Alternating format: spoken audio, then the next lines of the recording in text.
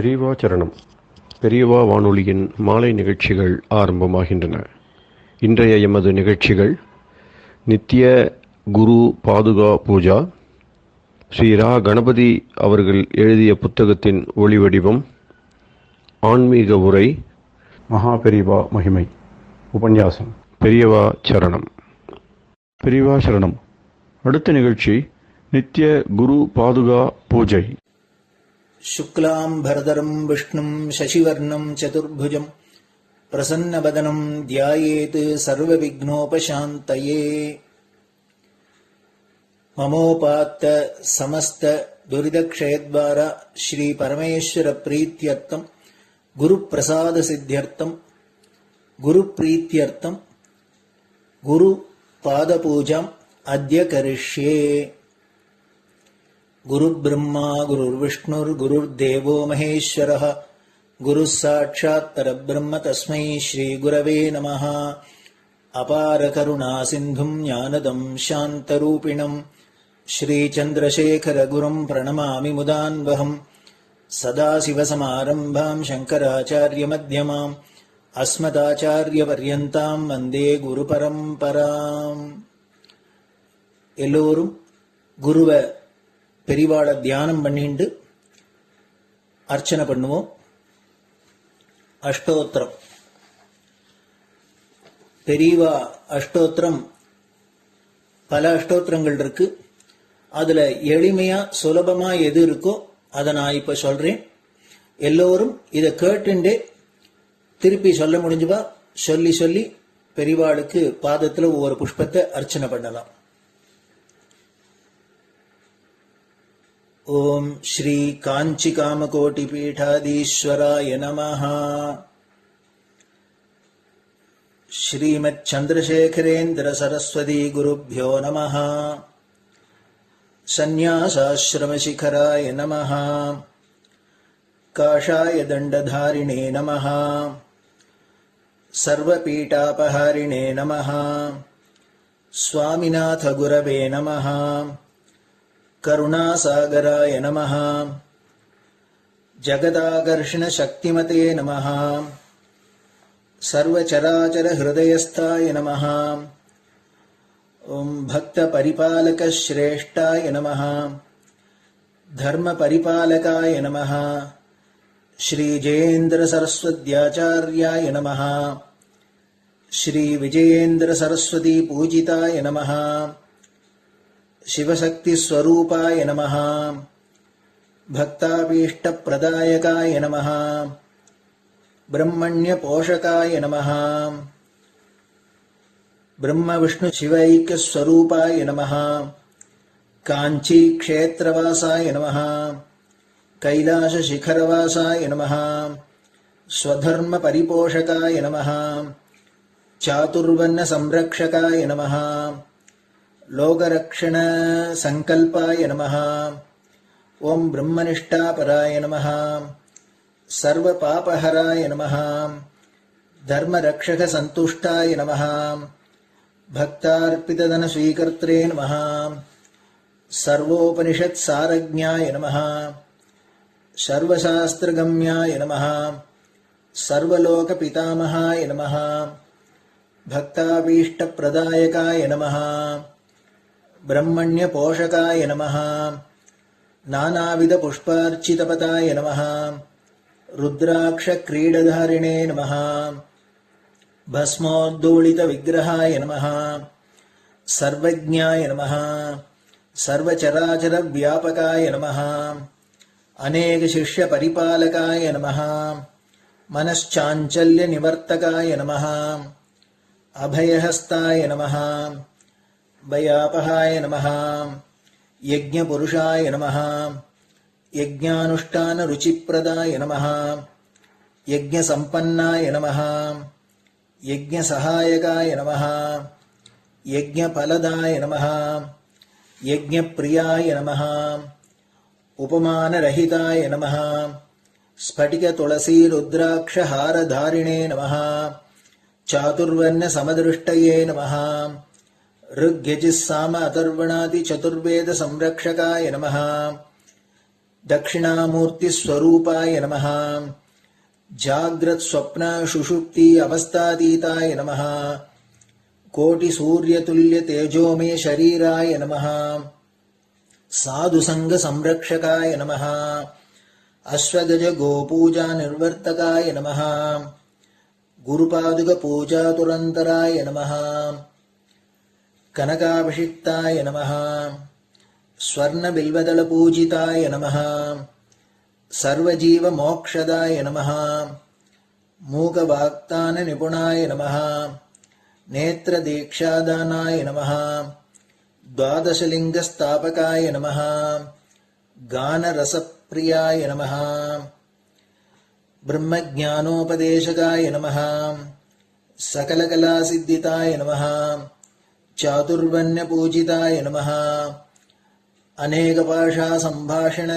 कोविताय नमः अष्टसिद्धिप्रदायकाय नमः ओम श्री शारदामठसुस्थिताय नमः नित्यान्नदानसुप्रीताय नमः प्रार्थनामात्रसुलभाय नमः पादयात्राप्रियाय नमः नानाविधमतपण्डिताय नमः श्रुतिस्मृतिपुराणज्ञाय नमः देवयक्षकिन्नरकिंपुरुषपूज्याय नमः श्रवणानन्दकरकीर्तये नमः दर्शनानन्दाय नमः अद्वैतानन्दभरिताय नमः अव्याजकरुणामूर्तये नमः शैव वैष्णवादिमान्याय नमः श्रीशङ्कराचार्याय नमः दण्डकमण्डलोहस्ताय नमः वीणामृदङ्गसकलवाद्यनाथस्वरूपाय नमः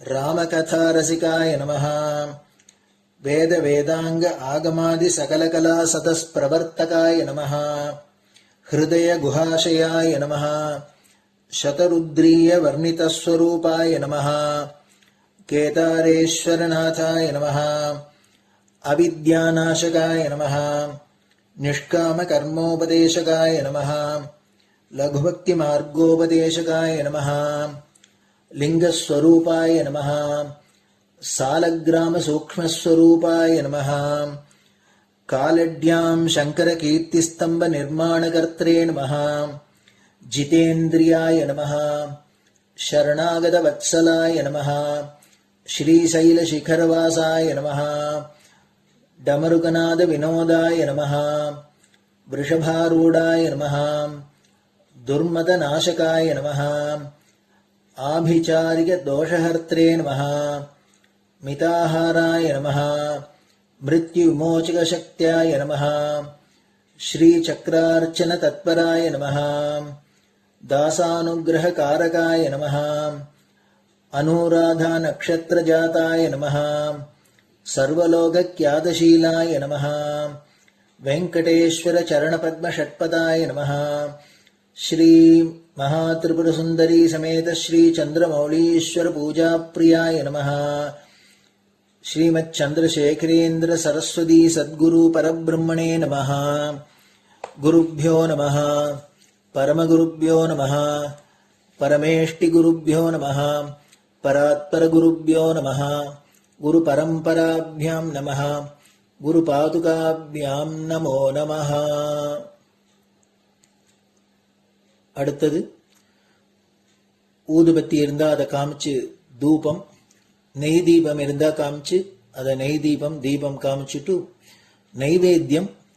நைவேத்தியம் வெத்தலைப்பாக்கு பழம் இதுலேருந்து ஆரம்பிச்சு அவளுக்கு எது சௌரியமோ அதுபடி நைவேத்தியம் பண்ணலாம். அதுக்கு அடுத்தது கற்பூர ஹாரத்தி பண்ணி எல்லோரும் பிரதட்சிண நமஸ்காரம் பண்ணி பெரியவாள்கிட்ட பிரார்த்தனை பண்ணிண்டு எல்லோரும் க்ஷேமமா இருக்கணும், லோகம் பரம மங்களமா சௌக்கியமா இருக்கணும், எல்லோரும் வியாதி வெக்க இல்லாத ஆயுராரோக்கிய ஐஸ்வர்யத்தோட சாந்தம் அமைதியோட ஞான வைராக்கியத்தோட எல்லோரும் நல்லவர்களாயிருந்து நன்மையை அடையணும்னு பிரார்த்தனை பண்ணி இந்த பூஜையை தினம் செய்யலாம். குரு பிரம்மா குருர் விஷ்ணுர் குருர் தேவோ மகேஸ்வரः குரு சாட்சாத் பரபிரம்ம தஸ்மை ஸ்ரீ குரவே நமஹ. அபார கருணா சிந்தும் ஞானதம் சாந்தரூபிணம் ஸ்ரீ சந்திரசேகர குரும் பிரணமாமி முதான்வகம். சதாசிவசமாரம்பாம் சங்கராச்சாரிய மத்யமாம் அஸ்மதாச்சாரிய பர்யந்தாம் வந்தே குரு பரம்பராம். குரு பாத பூஜை நிறைவடைஞ்சது. பெரியவா சரணம். பெரியவா சரணம்.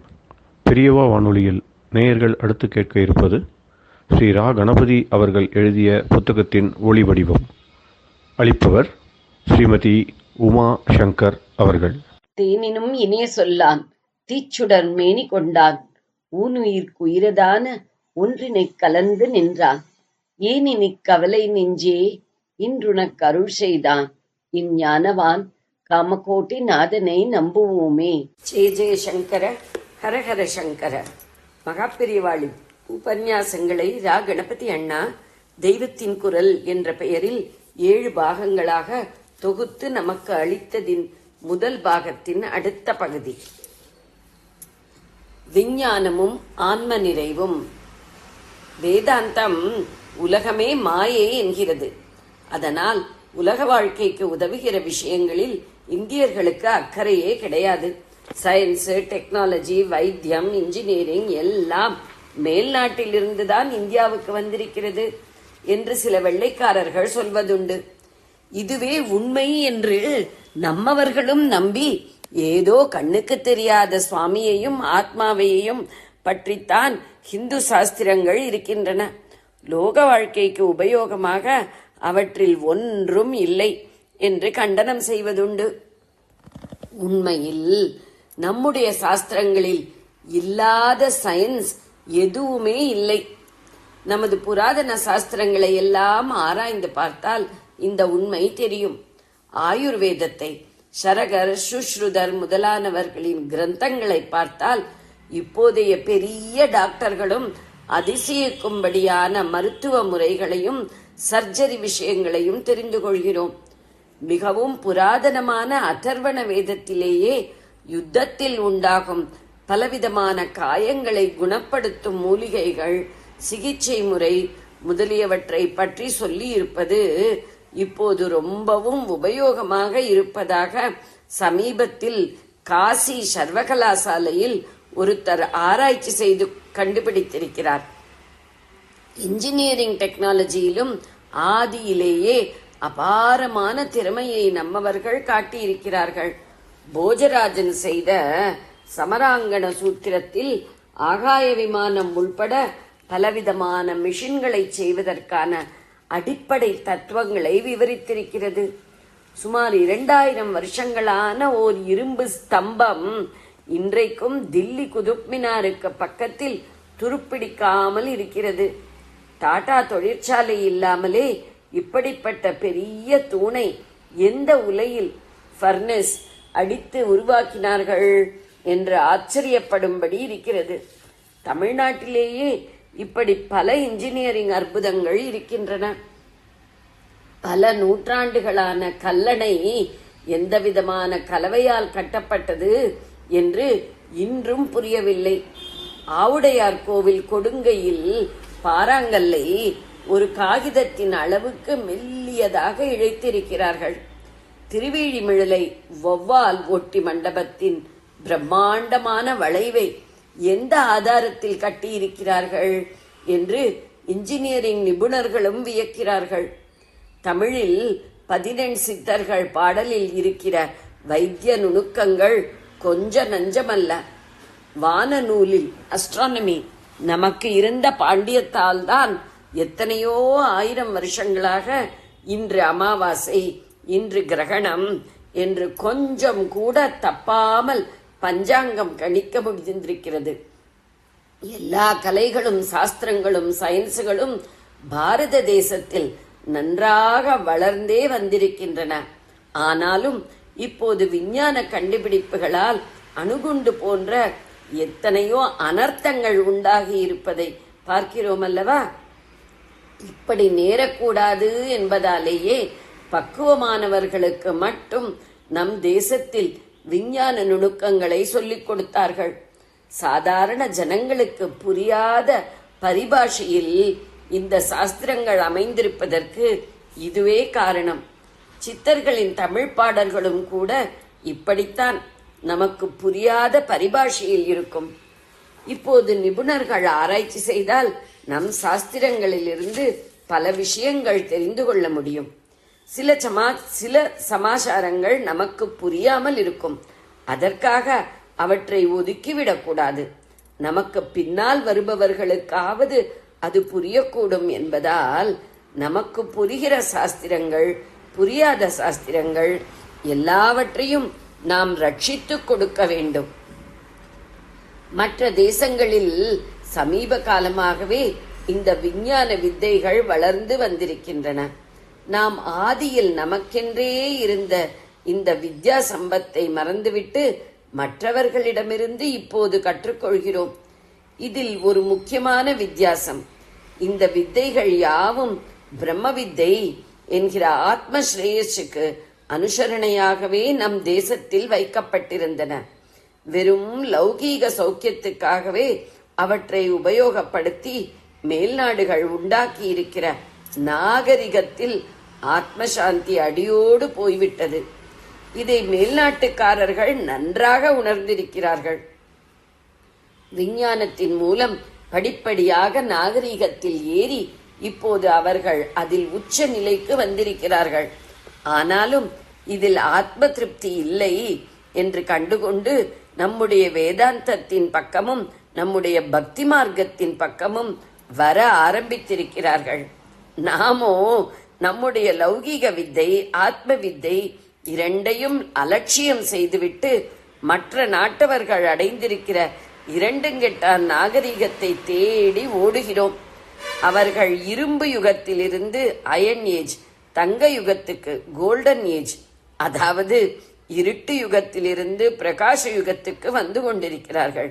நாமோ பிரகாச யுகத்திலிருந்து இருட்டு யுகத்திற்கு போய்கொண்டிருக்கிறோம். குறைவிலிருந்து அவர்கள் நிறைவுக்கு போய்கொண்டிருக்கிறார்கள் என்றால் நாமோ நிறைவிலிருந்து குறைவுக்கு போய்கொண்டிருக்கிறோம். ஜெய ஜெய சங்கர, ஹரஹர சங்கர. பெரியவா சரணம். இந்நிகழ்ச்சியின் அடுத்த பகுதி நாளை மாலை இதே நேரத்தில் ஒளிபரப்பாகும். பெரியவா சரணம். பெரியவா சரணம். பெரியவா வானொலியில் நேயர்கள் அடுத்து கேட்க இருப்பது திரு கவிக்கண்ணன் அவர்களின் ஆன்மீக உரை. பெரியவா சரணம். ராம் ராம். ஸ்ரீ குருப்யோ நமஹ. ஜெய ஜெய சங்கர, ஹர ஹர சங்கர. பெரியவா வானொலி நேயர்கள் அனைவருக்கும், மகா பெரியவாவுடைய பக்தர்கள் அனைவருக்கும் அடியேன் கவிக்கண்ணனின் அன்பு கலந்த நல்வாழ்த்துக்கள்.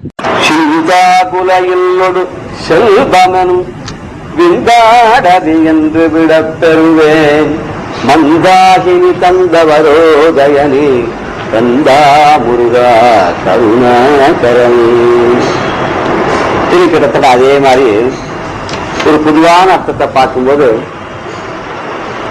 சம்சார வாழ்க்கை அப்படிங்கிற பெரிய காடு, இந்த காட்டுல கொண்டு போய் தள்ளி விட்டுருக்க. செல்வம் அதெல்லாம் அப்பப்ப வருது, மனை வீடு செல்வம் எல்லாமே இருக்கு. ஆனா எல்லாம் என்ன பிடிச்சுன்னு விட மாட்டேங்கிறது. அந்த கட்டத்தில் எப்படி வெளியே வருதுன்னு தெரியல. அந்த மாதிரி அப்பா சொல்றார், தாய்மானவருக்கு கிட்ட வரும்போது நான் வெளியாடலாம் நிறைய சொல்லிருக்கேன். நீங்கெல்லாம் வந்து கஷ்டப்பட்டு இருக்கல, அதே பிள்ளை குட்டிகளை பத்தி இந்த சம்சார வாழ்க்கையில வாழ்ந்து பணத்தை சேர்க்கணும் சேர்த்து திடீர்னு எல்லாத்தையும் ஒரு நாள் விட்டுட்டு இதை ஓடி போயிண்டு யார் அனுப்பா பாடுபட்டு பணத்தை தேடி புதைத்து வைத்த கேடுகட்ட மாநில கேளுங்கள். கூடிவிட்டு ஆவிதான் போயிருக்குன்னு ஆரே அனுபவிப்பார் பாதிகார் அந்த பணம். அவையார் சொன்ன மாதிரி பணத்தை சேர்க்கறதுலயே இது பண்ணி சந்தோஷமா அனுபவிக்கணும். ஒரு இல்லாத சந்தோஷம் நினைச்சிருந்து அதுலயே எல்லாத்தையும் செலவு பண்ணி உட்காந்துக்கல. ஒரு நாள் ஆவிப்படுத்த சேர்த்து வச்ச பணத்தெல்லாம் யாரா இருக்குன்னு போறாங்க. இந்த படிச்சதை கூட சாடுறார் தாய்மானவர். கற்றதும் கேட்டதும் தானே ஏதுக்காக கபடம் என்று உருட்டுவதற்கோ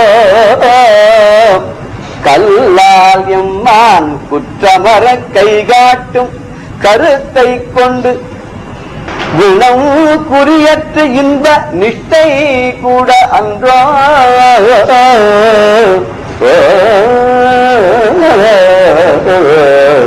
கற்ற கற்றதும் கேட்டது, ஸ்ருதி ஸ்மிருதி எல்லாம் சொல்ற மாதிரி அதான் கற்றது கேட்டது. கற்றது வேதங்களை படிச்சது, உபனிஷங்கள்லாம் படிச்சது. கேட்டதுன்னு சிரவணம் பண்ணது ஸ்ருதி. இந்த ஸ்ருதி ஸ்மிருதி ஸ்மிருதினா நினைச்சு நினைச்சு அதை பாடம் பண்ணது. இதெல்லாம் எதுக்கா பண்ணேன், இத்தனையும் கத்துல அத்தியானம் பண்ணேன், படிச்சேன், சாஸ்திரம் வாசம், உபனிஷத் வாசம், என்னென்னலாம் பண்ண, இதெல்லாம் எதுக்கு? கபடம் என்று உருட்டுவதற்கு ஒன்று. இந்த மாலையை வச்சுன்னு உருட்டு 4 பேர் சாட்டம் சார் கபட சன்னியாசிட்டாரு, ஊரே ஏமாத்தி காம்பாரு அப்படின்னு சொல்றதுக்காகவா? அப்படின்னா ஆயிடுத்த படிச்சு படிப்புலாம் அர்த்தமே இல்லாத பேருத்த 4 பேர் எள்ளி நகையாடுற மாதிரி ஏளனம் பண்ற மாதிரி ஆயிடுச்சு. இதான் எதுக்கு? அதை விட்டுட்டு நான் என்ன உச்சாத்தனமா பண்ணிருக்கணும்னா, கல்லால் எம்மான் குற்றமர கைகாட்டும் கருத்தை கொண்டு. கல் ஆள்ன, கல் ஆள் ஆலமரம், அது கல் ஆலமரம், கல்லால் ஆன ஆலமரமா? கல் ஆலமரம். கல்வியை கற்றுக் கொடுக்கக்கூடிய ஆலமரம். ஏன்னா தட்சிணாமூர்த்தி அங்கதான் இருந்தார். சித்திரம் கடத்தரோ மூலே துர்க சிஷ்யா குரு யுவா, குருவஸ்து மௌனம் வியாக்கியானம் சிஷ்யா சின்ன சம்சயான்னு சொன்னாலே ஆலமரத்தின் சின்முதிரை காமிச்சுன்னு உட்கார்ந்து இருக்காராம். குரு ரொம்ப இளமையா உட்கார்ந்து இருக்காராம், சிஷ்யா எல்லாம் ரொம்ப வயசானவரா இருக்கான். என்ன ஆச்சரியம்! ஆலமரத்தடியில் இப்படி ஒரு காட்சியை நான் பாக்குறேன்னு. ஆனா அந்த குரு ஒண்ணுமே பேசலையா, ஒரு வார்த்தை கூட பேசாத மௌனமா அந்த சின்முதிரை காமிச்சுட்டு இருக்காராம். ஜீவாத்மா பரவாத்மா ஐக்கியமாட்டினா மும்மரங்களும் போடும், நீ விட்டு நீ நானும் ஒண்ணுன்ற நிலைக்கு நீ வந்துடுவேன்னு காமிக்கிற மாதிரி சனகாதி நான் முனிவர் காமிக்கிறதா கதை சொல்றா. அப்ப மௌனமா இருக்க அந்த ரிஷிகளுக்கு எல்லாம் புரிஞ்சு போயிட்டான். எல்லாமே ஒண்ணுமே பேசுறாங்க, புரிஞ்சு போயிட்டான். ஒருத்தர் தான் மகாபெரிவாளை பார்க்கறதுக்கு போனாராம். போயிட்டு போய் பேசணும் அப்படின்னு போயிட்டான். அன்னைக்கு பெரியவா மௌனம். எல்லாரும் சொன்னா இன்னைக்கு பார்த்து நீங்க வந்திருக்கீங்க, இன்னைக்கு மகாபெரிவா காஷ்ட மௌனம். காஷ்ட மௌனம்னா விரல் என்ன கூட அசைக்க மாட்டான், அப்படி உட்கார்ந்துருப்பான். கை ஆட்டுறது கூட கிடையாது. அப்படி போயிட்டார். போயிட்டு ஒரு 1 மணி நேரம் உட்காந்து இருந்தாராம். சரி அப்படியே அவரை அசைக்க சலான மேலும் இந்த 1 மணி நேரம் ஆனோன்னு போயிட்டு வரேன் நமஸ்காரம் எழுந்தான். அப்ப இன்னொரு நாளைக்கு வரையலாம். இல்ல வந்த காரியம் முடிஞ்சு போயிடுச்சுனாரா. என்ன நினைச்சுன்னு வந்தோம் அதுக்கு எனக்கே ஆன்சர் கிடைச்சு போயிடுச்சுனாராம். நான் மனசுல நினைச்சுட்டு வந்தேன், இதுவா அதுவான்னு தெளிவில்லாத இருந்தது. அவன் முன்னாடி உட்காந்து ஒரு அவளே பார்த்துட்டு இருந்த தியானம். இந்த தியானம்னு கண்ணை மூடிட்டு இருந்தா தான் தியானம். ஒரு தப்பான ஒரு இருக்கு. தியானம் பண்றதுன்னா ஒன்னே திருப்பி திருப்பி நினைக்கிறது தான் தியானம். மனசுக்குள்ள போட்டு அதே நினைச்சிருந்தா அதுவாக ஆயிடுறது தான் தியானம்ங்கிறது. கண்ணை மூடிட்டு இருந்தா தான் தியானம். சில பேர் கண்ணை மூட்டா எழுந்துலாம் பயமான நிகழ்ச்சி காட்சிகள் தான் வரும். உடனே கொஞ்ச நேரம் 2 நிமிஷம் உட்காந்துப்பா, 3 நிமிஷம் சார் வேண்டாம் போதும் எனக்கு பயமா இருக்குமா. ஆனா அது இல்லை. கற்றும் தெளியாராம், படிச்சும் பிரயோஜனம் இல்லையா. காடே கதியா கண்மூடி நெடும் கனவானந்த முன்கற்றும் தெளியாரம். அங்க போய் ஒரு தபசு பண்ணி கண்ண மூடி தியானம் பண்ணி அப்பவும் தெளியாரம்.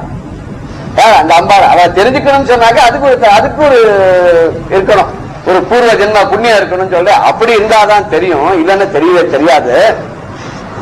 அப்ப சாஸ்திரம் படிச்சாலும் தெரியாது, இதை பண்ணாலும் தெரியாது. என்ன பண்ணா தெரியும்? அதை மனசுக்குள்ள போட்டு அதையே சிந்தனை பண்ணி கண்ணை மூடின்னு பண்ணல, கண்ணை தன்னின்றே கூட பார்க்கலாம். சில பேர் கோவிலுக்கு போனா கூட சுவாமிக்கு தீபாவளி கண்ணை மூடிட்டு வாங்க. எதுக்காக போறது? அந்த அலங்கார பாக்கிறதுக்கும் அந்த அபிஷேகாதிகளை பாக்கிறதுக்கும் ரசிக்கிறதுக்கும். அங்க போயிட்டு கண்ணை மூட்டு கிருஷ்ணா கிருஷ்ணா பிரயோஜனம் அப்படின்னா அங்க போய் நல்லா அழகா பார்த்து ரசிச்சு அந்த ரூபத்தை மனசுக்குள்ள போட்டு அப்புறம் வீட்டுக்கு வந்தப்பறம் அந்த ரூபத்தை தியானம் பண்றது நல்லது. அது இல்லாத சில பேர் வெறுமை படிச்சுட்டு சாஸ்திரம் படிச்சேன், அது படிச்சேன், இது படிச்சேன், யோகம் பண்ணேன், தியானம் பண்ணேன்னு சொல்லிட்டு இதோ உருட்டு இருக்காராம், மணிகளா உருட்டு இருக்காராம். அவளை மக்கள் எல்லாம் கபடர்கள்னு சொல்லலாம். இப்படி ஒரு கெட்ட பேர் வாங்கறதுக்கா அதை விட்டுட்டு அந்த ஆலமரத்துங்கிட்ட உட்காந்துக்கான எம்பெருமான் அவன் எப்படி தத்துவ உபதேசம் பண்ணானோ அதை குற்றமறை கை காட்டும் கருத்தான். குற்றமே இல்லாத, கொஞ்சம் கூட கரவில்லாத, தப்பே சொல்ல முடியாத கையை காட்டுறான். எப்படி கை காட்டுறான்? வலது கையில அந்த சின்முத்திரை கட்டவரையும் அந்த இண்டெக்ஸ் பிங்கரையும் சேர்த்து வச்சிருக்கேன். அதுக்கு என்ன சொல்றது? அந்த ஜீவாத்மா பரமாத்மா ஐக்கியம் தான் சொல்றாரு இல்லையா? தர்ஜனின்னு அந்த விரலுக்கு பேர் நினைக்கிறேன். நாம அதுக்கு எதுக்கு யூஸ் பண்ணோம்? மிரட்டுறதுக்கு யூஸ் பண்றோம். அந்த விரல கட்டவரையும் மிச்ச 3 பேரையும் மிரட்டி இந்த ஒரு விரல மட்டும் நீட்டு டாய் அப்படிங்கிற போது ஜாகிரதை தொலைச்சு விடுவாங்க. அதுக்கு தர்ஜனின்னு விரலுக்கு மிரட்டுறதுன்னு தரான்.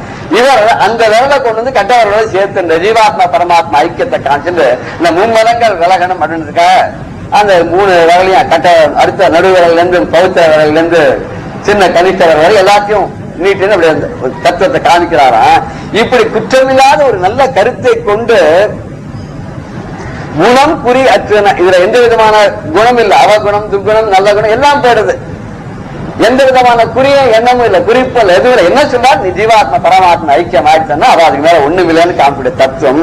இந்த நிஷ்டை இன்னைக்கு எனக்கு கிடைக்கும். இது கூட என்று இந்த நிஷ்டைங்கிறது தியானம், தியானத்திலிருந்து வரக்கூடிய பலன்.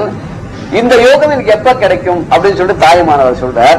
இப்படி ஒண்ணு கிடைச்சிருச்சுன்னா அதை விட வசதியான ஒண்ணுமே இல்லை. இதுதான் ரொம்ப முக்கியமானது.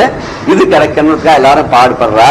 இது பரணும்னா என்ன பண்ணணும்னாக்கா, இந்த ஒரு நிலை வந்துடுச்சுன்னு சொன்னா அந்த தியான நிலை மௌன நிலை. அந்த தியானம் பண்ணா மௌனம் வந்துடும். அந்த மௌன நிலைக்கு போயிட்டானா எல்லாமே ஒடுங்கி போயிடும். உலக ஒரு சிந்தனையே நமக்கு இருக்காது. சுத்தி வர நடக்கிறது எதுவுமே தெரியாதுன்னா அப்ப ஒடுங்கி நிலை பெற்ற உத்தமர் உள்ளம் நடுங்குவதில்லை நமனும் அங்கில்லைன்னு இப்படி எல்லாம் ஒடுங்கி பஞ்சேந்திரியங்களும் ஒடுங்கி அந்த ஈஸ்வர தியானத்திலேயே நிலை பெற்று நல்ல உத்தமமான குணம். அதுல கல்மஷமே கிடையாது, நல்லது பொல்லாது எதுவுமே கிடையாது.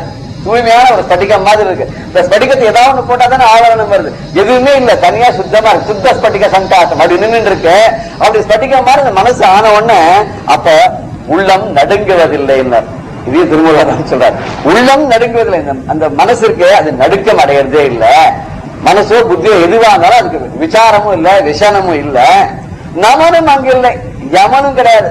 யமன் வந்தா தானே பயப்படணும். அவன் வந்து நம்ம அழிச்சுன்னு போயிடுவாங்க. யம பயமே இல்லைன்னு விட்டார்.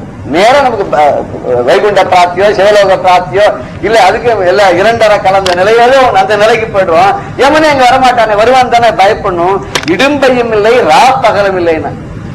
அப்படி எப்படி அந்த ஒரு நல்ல சுத்த ஸ்பட்டிக சங்காசம் கூடிய ஒரு ஆகாசத்துக்கு கடாகாசம் சொல்றோம், குடாகாசம் பராகாசம், அது இங்க உள்ள அந்தராத்மா உள்ளுக்குள்ள அங்கே ஹிருதய ஆகாசம், இதெல்லாம் ஒன்னா போயிடுதுன்னு சொல்லும் போது அங்க எந்த விதமான தொல்லையும் இல்லை, கஷ்டமும் இல்லை.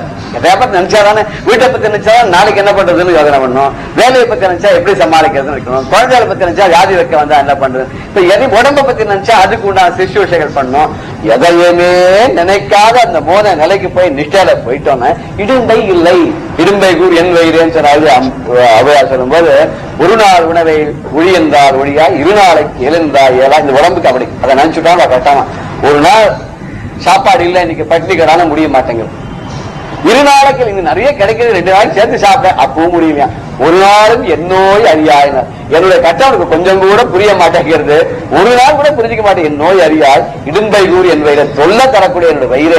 நான் வயிற்ற பார்த்து சொல்றேன், எனக்கு எவ்வளவு கட்டத்தை கொடுக்குற பத்தியா நீ, உன்னோட தொல்லை எனக்கு தாங்கவே முடியலங்க. அந்த இடும்பைனா தொல்லை நத்தம். இங்க இடும்பை இல்லை. அந்த தியான நிலைக்கு போன நிலைக்கு போயிட்டா இடும்பை இல்லை, கட்டம் இல்லை. அப்படி ஒரு நிச்சயில போயிட்டோம்னா ராவாது பகலாது எல்லாம் ஒண்ணுதானே அவளுக்கு. அழகா நிஷம்னா இதுலயே நிச்சயம் யோகத்திலே இருக்க வாழ்க்கை ரா பகலே இல்லை அப்படின்ட்டார். கடும் பயம் இல்லைன்னு எதுக்குன்னு பயப்படுங்கிற அவசியம் இல்லை. யாருக்கும் குடியெல்லாம் நமனை அஞ்சோம்னர். யாருக்குன்னு அடிமை கிடையாது, நான் எவனுக்கும் பயப்பட மாட்டேன். அப்படி எதுக்குமே இல்லைன்னா எப்பேற்பட்ட வாழ்க்கை இல்லை, பற்று விட்டு வாழ்க்கையினர். இந்த உலக பற்றை, உடம்பு பற்றை, வாழ்க்கையில பற்று, மக்கள் மனை ஆட்சி மேல பற்று, செல்வத்து மேல பற்று, கல்வி மேல பற்று, எல்லா விதமான எல்லாத்தையும் பற்றத்தான் பற்றனே பற்று. ஒரே ஒரு பற்று தான் இருக்குமா. பற்றுகளை எல்லாம் விட்டு அந்த பரமாத்மா மேல ஒரு பற்று வரணும். அந்த பற்று வந்துருச்சுன்னா பற்றி விடற்க, அதை விடக்கூடாது. எதுக்காக பிடிச்சிக்கிறோம்னா அந்த பகவானை பிடிச்சிருந்தா அந்த பற்றை நல்லா பற்றிக்கணும். அதுக்கப்புறம் அதை விடக்கூடாது. பற்று நமக்கு வீட்டுல விட சொல்லுவோம், கையில பத்து பற்று ஓட்டி அது பற்றிக்கிறதுனால அதுக்கு பற்றுன்னு பேரு. கையில ஒட்டிக்கிறது அப்புறம் காஞ்சி போறது ஒரு வீட்டுக்கு கஷ்டமா இருக்காது. கையை வந்து அலமணுங்கிற ஹஸ்த பிரச்சாரணம் சொல்ல கையை அலம்பிக்கிறோம். எதுக்குன்னாக்கா அந்த கையில பட்ட அந்த பற்று, அது பற்று நம்ம பற்றி ஒட்டி கொண்டு நம்மள வருது. அது மாதிரி நம்ம பகவானை பற்றி கொள்ள வேண்டும்னா அப்படி பற்றி கொண்டு விட்டோமானால், இந்த உலக பற்றை எல்லாம் விட்டு விட்டோமானால் நமக்கு கடும் பயம் இல்லை, இரவு பகல் இந்த துன்பம் இல்லை, எந்த விதமான தொல்லையும் கிடையாது. நமன் யமன் பயம் நமக்கு கிடையாது. யாரா பார்த்து நடுங்கி சாகவான்னா அந்த உத்தமமான உள்ளம் நமக்கு வந்து சேர்ந்துடும். எப்போன்னா பஞ்சேந்திரியங்கள், ஞானேந்திரியங்கள், கர்மேந்திரியங்கள், மனசு எல்லாம் ஒடுங்கி அந்த வரத்துல ஐக்கியம் ஆயிட்டோம்னு சொன்னா அது ஒரு அழகான ஒரு நிலைக்கு நம்ம கொண்டு போயிடுவோம். அந்த பகவான் நம்ம கொண்டு போய் சேர்த்துருவான் அப்படிங்கிறது இந்த பாடல்ல. இதுதான் கேட்கச்ச பகவானை கேட்கிறாரு சார். பன்னிரு விழிகளில் பறிவுடன் என்னை நீ பாட்டருள் செய்திட ஒரு விழி இல்லையோ. பன்னிரு விழிகளில் பறிவுடல் என்னை நீ பாட்டருள் செய்திட ஒரு விழி இல்லையோ. உனக்கு 12 கண் இருக்க, அந்த பறிவோட என்ன பார்த்து அருள் பண்றதுக்கு அதுல ஒண்ணு இல்லையா. ஆதிசங்கர் அது எதைத்தான் கேட்கிற இடத்துல சில கண் வச்சிருந்து கேட்க, ஒரு கண்ணால ஒரு கடைக்கண் பார்வை என்ன பார்த்தா இந்த கட்டெல்லாம் தீர்ந்து போயிடுங்க, பண்ணக்கூடாது. அந்த உன் திருவடியே ஒரு துணை என்று என்றுமே நம்பினான் தொழுகின்றனே பன்னிரு விழிகளில் பறிவுடன் என்னை நீ பார்த்தருள் செய்திட ஒரு விழி இல்லையோ. உன்னோட திருவிடையே எனக்கு நிரந்தரமான துணை, உற்ற துணை அப்படின்னு நம்பி உன்னை நான் பணிந்து கொண்டிருக்கிறேன்னு எனக்கு அருள் பண்றதுக்கு பரிவோட ஒரு கருணை மழை பொழியறதுக்கு ஒரு கண்ணு இல்லையா?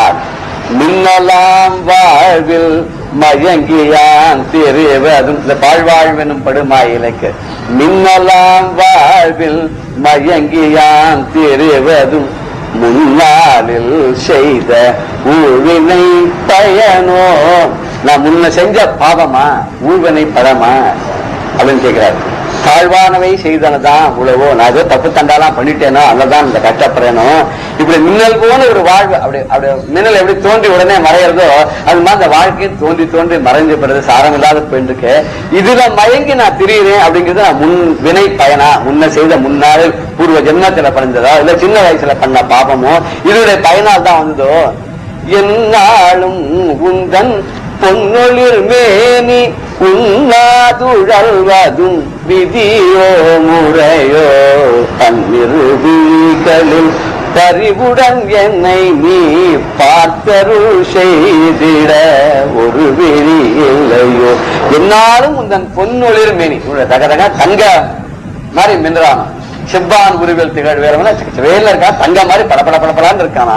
அப்பேற்பட்ட அழகான பொன்னொழில் மேனி இதை அணுகி அந்த பாதத்துல பணிந்து அவனுடைய ரூப சௌந்தரியத்துல மயங்கி போய் அவனையே ஆசிரியிக்காம இப்படி நான் திண்டாடுறது இது விதியோ, இதுதான் எனக்கு விதிச்சிருக்கா, பிரம்மன் எழுதியிருக்கானா, இல்ல இதுதான் முறையா, இதை நீ பார்த்துட்டு இருக்க இது நியாயமா, இதுதான் முறையா அப்படின்னு சொல்லி கேட்கிற இந்த பாடல. இதுதான் சிந்தாகுல இல்லோடு செல்வமனும் விந்தாடிவி என்று விடப்பெறுவேன் மந்தாகினி தந்த வரோதயனி கந்தா முருகா கருணாகரணினர். இதுக்கு விளக்கம் பார்க்கும்போது மந்தாகினி தந்த நம்ம அடவி வரப்போறோம் இங்கதான் வர மந்தாகினி தந்த வரோதயனர். மந்தாகினி கங்கை, மந்தாகினின்னு கங்கைக்கு பேர். அவள் அவள் தந்தாளம், அவள் கங்கா புத்திரனாக இவனை சொல்ல என தீப்புரியாக பகவானுடைய 6 கண்கள்ல இருந்து வந்தார், நெற்றிக்கண்ல இருந்து வந்தார், பரமேஸ்வருடைய 6 கண்கள்ல இருந்து வந்தார். அந்த தீப்புரி யாராலுமே தாங்க முடியல. அப்போ அக்னி பகவான் எடுத்து கங்கையிட்ட கொடுக்கிறார். அங்க 6 கமலங்கள் இருக்கு. அந்த 6 கமலங்களை ஒரு குழந்தையாக உருவானார். கார்த்திகை பெண்கள்லாம் அவரை இது பண்ணார். அது ஒரு பாடல கூட ஒரு பழம்பெரும் பாடல் யார் இருக்காங்க, இது குமரகுருபர் பாடல் தோன்றது எனக்கு அவருடைய பாடலாத்தான் இருக்கு. வெந்த குவர் காற்றாத விண்ணோர் முறைக்கிறங்கி 5 முகத்தோடு அதோ முகம் தந்து திருமுகங்கள் ஆறாகி செந்தழற் கண் ஆறும் ஒரு முகமாய் தீப்பொறியாய் விப்ப விரிபுவனம் எங்கும் பறக்க இமையோர் கண்டு அஞ்சுதலும் பொங்கு தழற் பிழம்பை பொற்கலத்தால் அங்கன் எடுத்து அமைத்து வாயுவை கொண்டு ஏகுதி என்று எம்மான் கொடுத்து அளிப்ப மெல்ல கொடுபோய் அடுத்ததொரு பூதத் தலைவர் கொடுபோதி என தீக்கடவுள் சீத பகீரதிக்கே சென்று உயிப்ப போதொரு சற்று அந்நவனும் கொண்டு அமைந்த கரற்றால் சரவணத்தில் சென்னையில் கொண்டு உயிப்ப திருவாய் முன்னர் அருமீன் முளையுண்டு அழுது விளையாடி நறுநீர் முடிக்க நின்ற நாதன். இந்த குமார சம்பவத்தை அழகா சொல்ற அந்த பாடல்ல குமரகுருபர் பாடல். வெந்தகுவர் காற்றாக விண்ணோர் முறைக்கு இறங்கின. தேவர்கள்லாம் ரொம்ப கட்டப்பட்டு ரொம்ப நொந்து போய் சூரபத்மனுடைய அவன் படுத்த பாட்டை கொடுத்த கட்டங்கள்லாம் தாங்க முடியாத பரமேஸ்வரன் போய் முறையிடுறாளாம். அப்ப முறையிடும் போது அவர் என்ன பண்றாளாம், அவர்களுக்கு இறங்கி அவளுக்கா மனசு ரொம்ப இதுபட்டு ஆஹா அவளுக்கு எப்படியாவது உபகாரம் பண்ணுமே அப்படின்றதுக்காக என்ன பண்ணாராம், 5 முகத்தோடு அதோ முகமும் தந்து திருமுகங்கள் 6 ஆகினர். அவருக்கு 5 முகம், 5 முகத்தோடு அதோ முகம் 6வது முகம் சேர்த்துண்டு 6 கண்கள் இருக்கக்கூடிய நெற்றி கண்கள்ல இருந்து செந்தழற் கண் 6ம் ஒரு முகமாய் தீப்பொறியாய் தீப்புரி 6 உயிப்பனர். 6 கண்கள்ல இருந்து 6 தீப்பொறிகள் அப்படியே ஒரு முகமா அப்படி வெளியில வந்துதான். அது வந்தோன்னா விரி புவனம் எங்கும் பறக்க, அந்த தீப்பொறி இந்த விரிந்து பறந்த உலகம் முழுக்க பறந்துதான். ஆலகால விஷயத்தை எப்படி தாங்க முடியாத பறந்ததோ, எல்லாரும் பரமேஸ்வரன் போய் எழுதாரோ, அது மாதிரி இந்த அவருடைய நெற்றியிலிருந்து வந்த அந்த தீப்பொறி இருக்க அந்த உலகம் முழுக்க 6 தீப்பொறிகளை பறந்து யாராலையும் தாங்க முடியல. அப்போ இமையோர் கண்டு அஞ்சுதலும் பொங்குதள பிழம்பை பொற்கரத்தால் அந்தன் எடுத்து அமைத்து, இந்த தேவர்கள்லாம் அஞ்சு பயந்து ஓடுறாராம். என்னடா உபகாரம் பண்ணு கேட்டா அபகாரமா போயிடுது. சில பேர் தான் என்ன பண்ணுவாங்கன்னா, அவருக்கு அனுகூல சத்துன்னு பேர், ஏதோ நமக்கு நல்லது பண்ற மாதிரி எதையோ பண்ணி விடுவான். பண்ணா அது வந்து இருந்ததை விட நிலைமை ரொம்ப மோசமா போயிடும். சில பேருக்கு சொல்லப்படாது, நீ கொஞ்சம் ரகசியமா அது செய்யுங்கோ, கேட்டா போறேன்னா இவன் என்ன பண்ணுவான், அவனுக்கு செஞ்சுட்டு அவள்கிட்ட சொல்லிவிடுவான், அவனை கெடுத்துடுவான். போய் நம்ம போய் வேலையை முடிக்கிறதுக்கு அவன் போய் கெடுத்துப்பான். இது வந்து உபகாரம் பண்ணி பிரயோஜனம் வந்து அபகாரமா போயிடும். அது மாதிரி இவர் 6 நெற்றிக்கண்ணில இருந்து 6 பொறியா வந்து இந்த உலகம் முழுக்க தகிக்க ஆரம்பிச்சோன்னு இவருக்கு என்ன பண்ணுன்னு தெரியல. திருப்பி மறுபடியும் போய் அழுதாலாம். அப்புறம் என்ன பண்ணாரான்னாக்கா, இந்த பொங்கும் தழ பிறம்பு அவனுடைய அந்த பிழம்பு அக்னி பிழம்ப தன் புட்கரத்தால் எடுத்தாராம். எடுத்து என்ன பண்ணான்னா வாயு கிட்ட கொடுத்தாராம். வாயு கொடுத்து 7 கதி எடுத்துன்னு போறான். எங்க எம்மான் கொடுத்து அழிப்ப மெல்ல கொண்டு போய், மெல்ல கொடுவன் மெல்ல கொண்டு போய் வாயு கிட்ட கொடுத்து மெல்ல எடுத்துன்னு போ. என்ன பண்ணு தெரியுமா, 7 கதி நீ போயிட்டு அடுத்து ஒரு பூதத்து தலைவர் கொடு போதி என தீக்கடவுள் சீத பகீரதிக்கே சென்று விட்டார். பஞ்சபூதங்கள்ல ஒண்ணு அது என்னன்னா நீர். நீர் தான் கங்கை. இந்த தீப்பொறி ஒரு பஞ்சபூதத்துல ஒண்ணான நெருப்பை கொண்டு போய் இன்னொரு பஞ்சபூதத்துல ஒண்ணான கங்கை இருக்கக்கூடிய இந்த ஆற்றுல கொண்டு போய் சேர்த்துடுவோம். அது சீதம், ரொம்ப குளிர்ந்தலாம். சீத பகீரதம் ரொம்ப குளுமையான அந்த பாகீரதி அங்க கொண்டு போய் சேர்த்துருவோம். அங்க போனா போதொரு சொற்று அன் அவளும் கொண்டு அமைத்த கரத்தார் சரவணத்தில் சென்னியில் கொண்டு உயிர்த்தார். அங்க சீதளமா இருக்கா, அவரால் கூட தாங்க முடியலையா. தாங்க முடியல 6 கமலங்கள் உருவாச்சு. 6 தாமரை, போதுன்னா தாமரை பூ, 6 தாமரை பூக்கள் உருவாச்சு. அந்த 6 தாமரை பூக்கள் இந்த 6 தீப்பொறியும் போய் சேர்ந்தது. அங்க போனவன என்னாச்சு, திருவுருவாய் முன்னர் அருமீன் முறை. திருவுருவான ஒரு அழகான ரூபமாயிடுச்சு. தீப்பொறிகளா போச்சு. பரமேஸ்வரனுடைய கல்யாணம் வந்தது.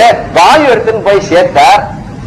இப்ப வந்து வாயு பஞ்சபூதத்துல ஒண்ணு, நெருப்பு பஞ்சபூதத்துல ஒண்ணு, கங்கை பஞ்சபூதத்துல ஒண்ணு வந்து சேர்ந்தாச்சு. அங்க அடுத்தது கமலப்பூ வந்தது. அது மண்ல இருந்து தோன்றதா, செந்தாமரை சேற்றில இருந்து வந்தது. அப்ப அங்க முருகன் தோன்றினான். எப்படி தோன்றினான் அப்படின்னாக்கா ரொம்ப அழகான உருவாக தோன்றினானா. தோன்றின உடனே என்ன ஆச்சுன்னா அரு மீன் முலை உண்டு. மீன் என்ன சொன்னாக்கா விண் மீன் அப்படின்னு சொல்ல இல்லையா. தண்ணியில இருக்கிற மீன் நமக்கு தெரியும். விண் மீன் ஆகாசத்துல இருக்க மீன். ஆகாசத்துல இருக்க மீன் வந்தது அப்படின்னா நட்சத்திரங்கள், தாரகைகள். அத வந்து அரு மீன், 6 மீன்கள். கார்த்திகை பெண்கள் சொல்லும்போது கார்த்திகை நட்சத்திரம் 6 நட்சத்திரங்கள் சேர்ந்த ஒரு கூட்டாங்க இருப்பங்கிற அந்த கார்த்திகை பெண்கள் முலை வந்து அவ பால் கொடுத்தாலாம். அவளுடைய பாலை சாப்பிட்டு அழுது விளையாடினர்.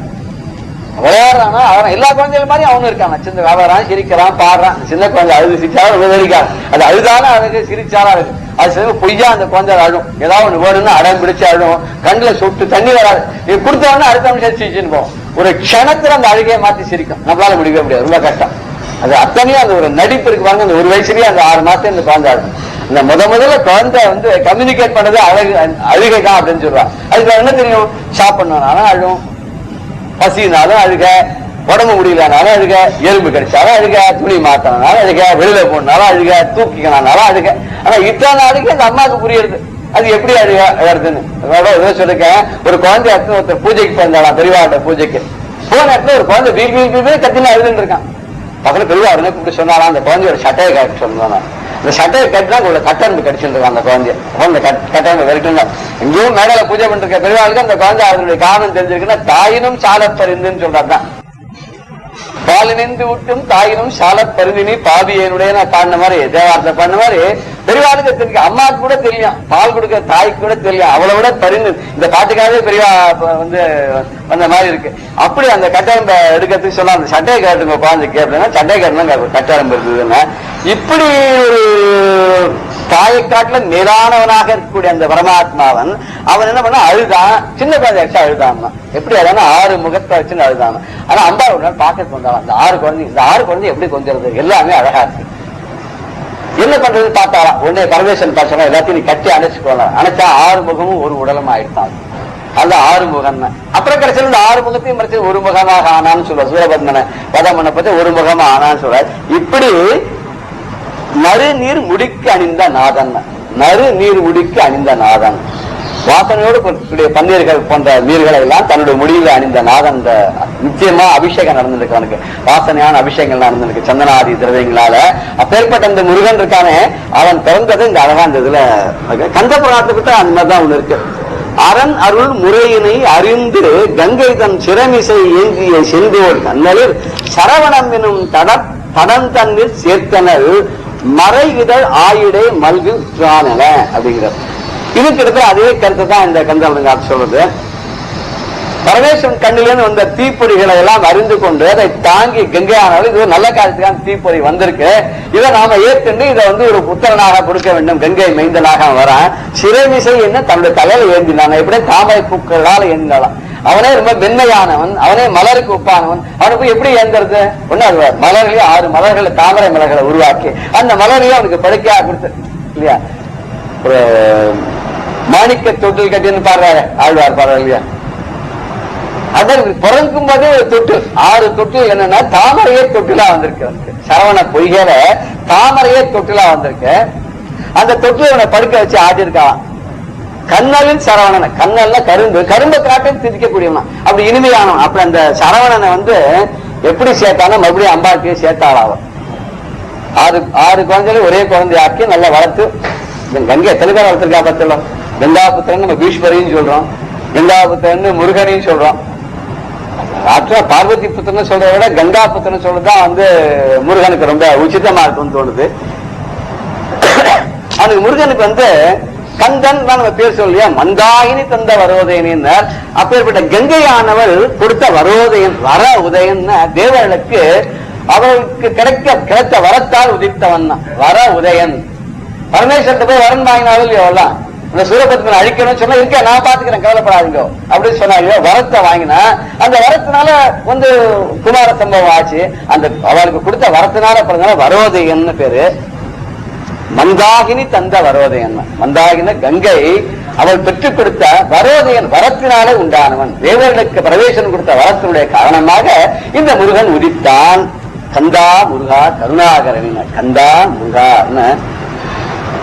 கந்தா அப்படின்னு சொல்லும் போது அதுக்கு கட்டப்பட்டவன் அப்படின்னு தமிழ் சொல்ல.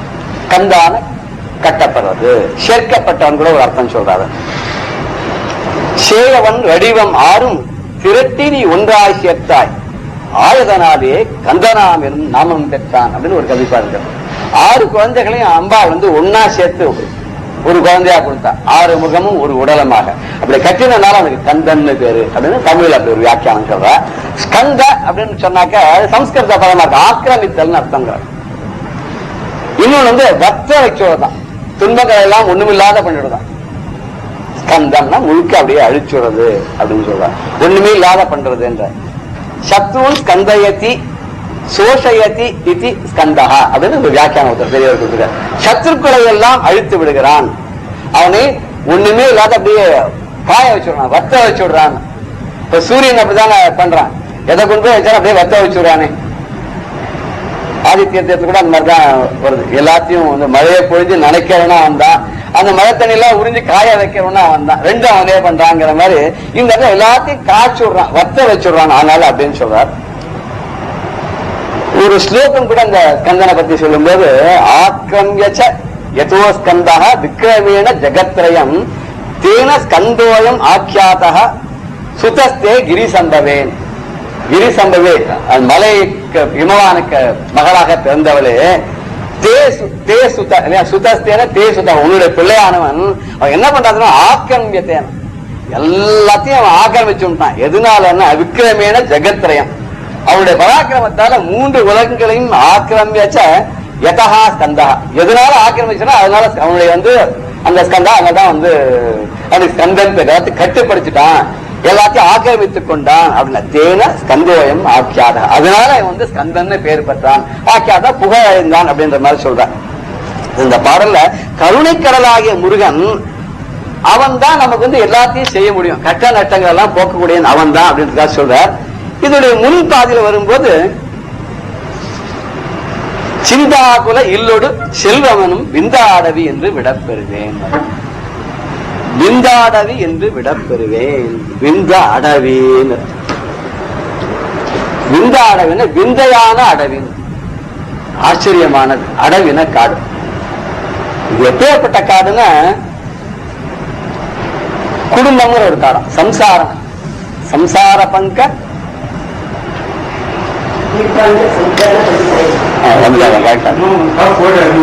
இந்த சம்சாரம் கூடி சேர்ல மாட்டின்றவால சமுத்திர பண்டித்த அம்பாரால் தான் முடியும், வெளில கொண்டு வரத்துக்கு முடியும்னா அதுக்கு பேர் பவாரண்ய குட்டாரிக்கான். பவம் கூடிய ஆரண்யத்தை அழிக்கக்கூடிய குட்டாரிக்கா, கோட்டாரியாக இருக்கக்கூடியவர் பவம்ங்கிறது அங்க காடுனர். இது எப்பேற்பட்ட காடு இவர் சொல்வார் அருணகிரிநாதர் விந்தாடவினர். விந்தம் அப்படின்னா விந்தையான ஒரு காடு. இந்த காட்டுல நான் முழிச்சிருக்கேன். இந்த காட்டுல என்ன கிடைக்குதுன்னு நான் போயிருக்கேன் தெரியுமோ? இல்லோடு செல்வமனும் விந்தாடவி. இல்லுனாக்கா வாழ்க்கை, வீடு, மனையாள். செல்வம்னா பலவிதமான சொத்துக்கள். இத்தனையும் அங்க வந்து அந்த காட்டுல அப்படியே காட்சி தொங்கல். போனா பூவா பூத்திருக்கு. இந்த சம்சார வாழ்க்கை பார்த்தா ரொம்ப ரம்யமா இருக்கு. இந்த பூக்கள் எல்லாம் பார்த்தா வாங்கி போறவங்க அந்த பூவை பார்த்து அதை தேனை சாப்பிட்டு வண்டு போறது. அப்படிதான் ஒரு குளத்துல தாமரை பூலாம் இருந்தான். ஒரு சாயங்காலமா என்ன பண்ணா ஒரு வண்டு போய் அங்க உள்ள உட்கார்ந்துட்டான். அப்ப அந்த மதுவில் அப்படியே மயங்கி போய் சாப்பிட்டுட்டே இருந்தது. சூரியன் அஸ்தமிச்சாச்சு, தாமரை மூடின்னு. இது என்ன ஆசை, ஓரளவு சாப்பிட்டா வெளியே வரும்போது அங்கேயே இருந்து பரமண்டா சாப்பிடலாம், அங்கேயே இருந்துருச்சு போல இருக்கு. தாமரை மூடின்னு கொடுத்து அஸ்தமிச்சாச்சு.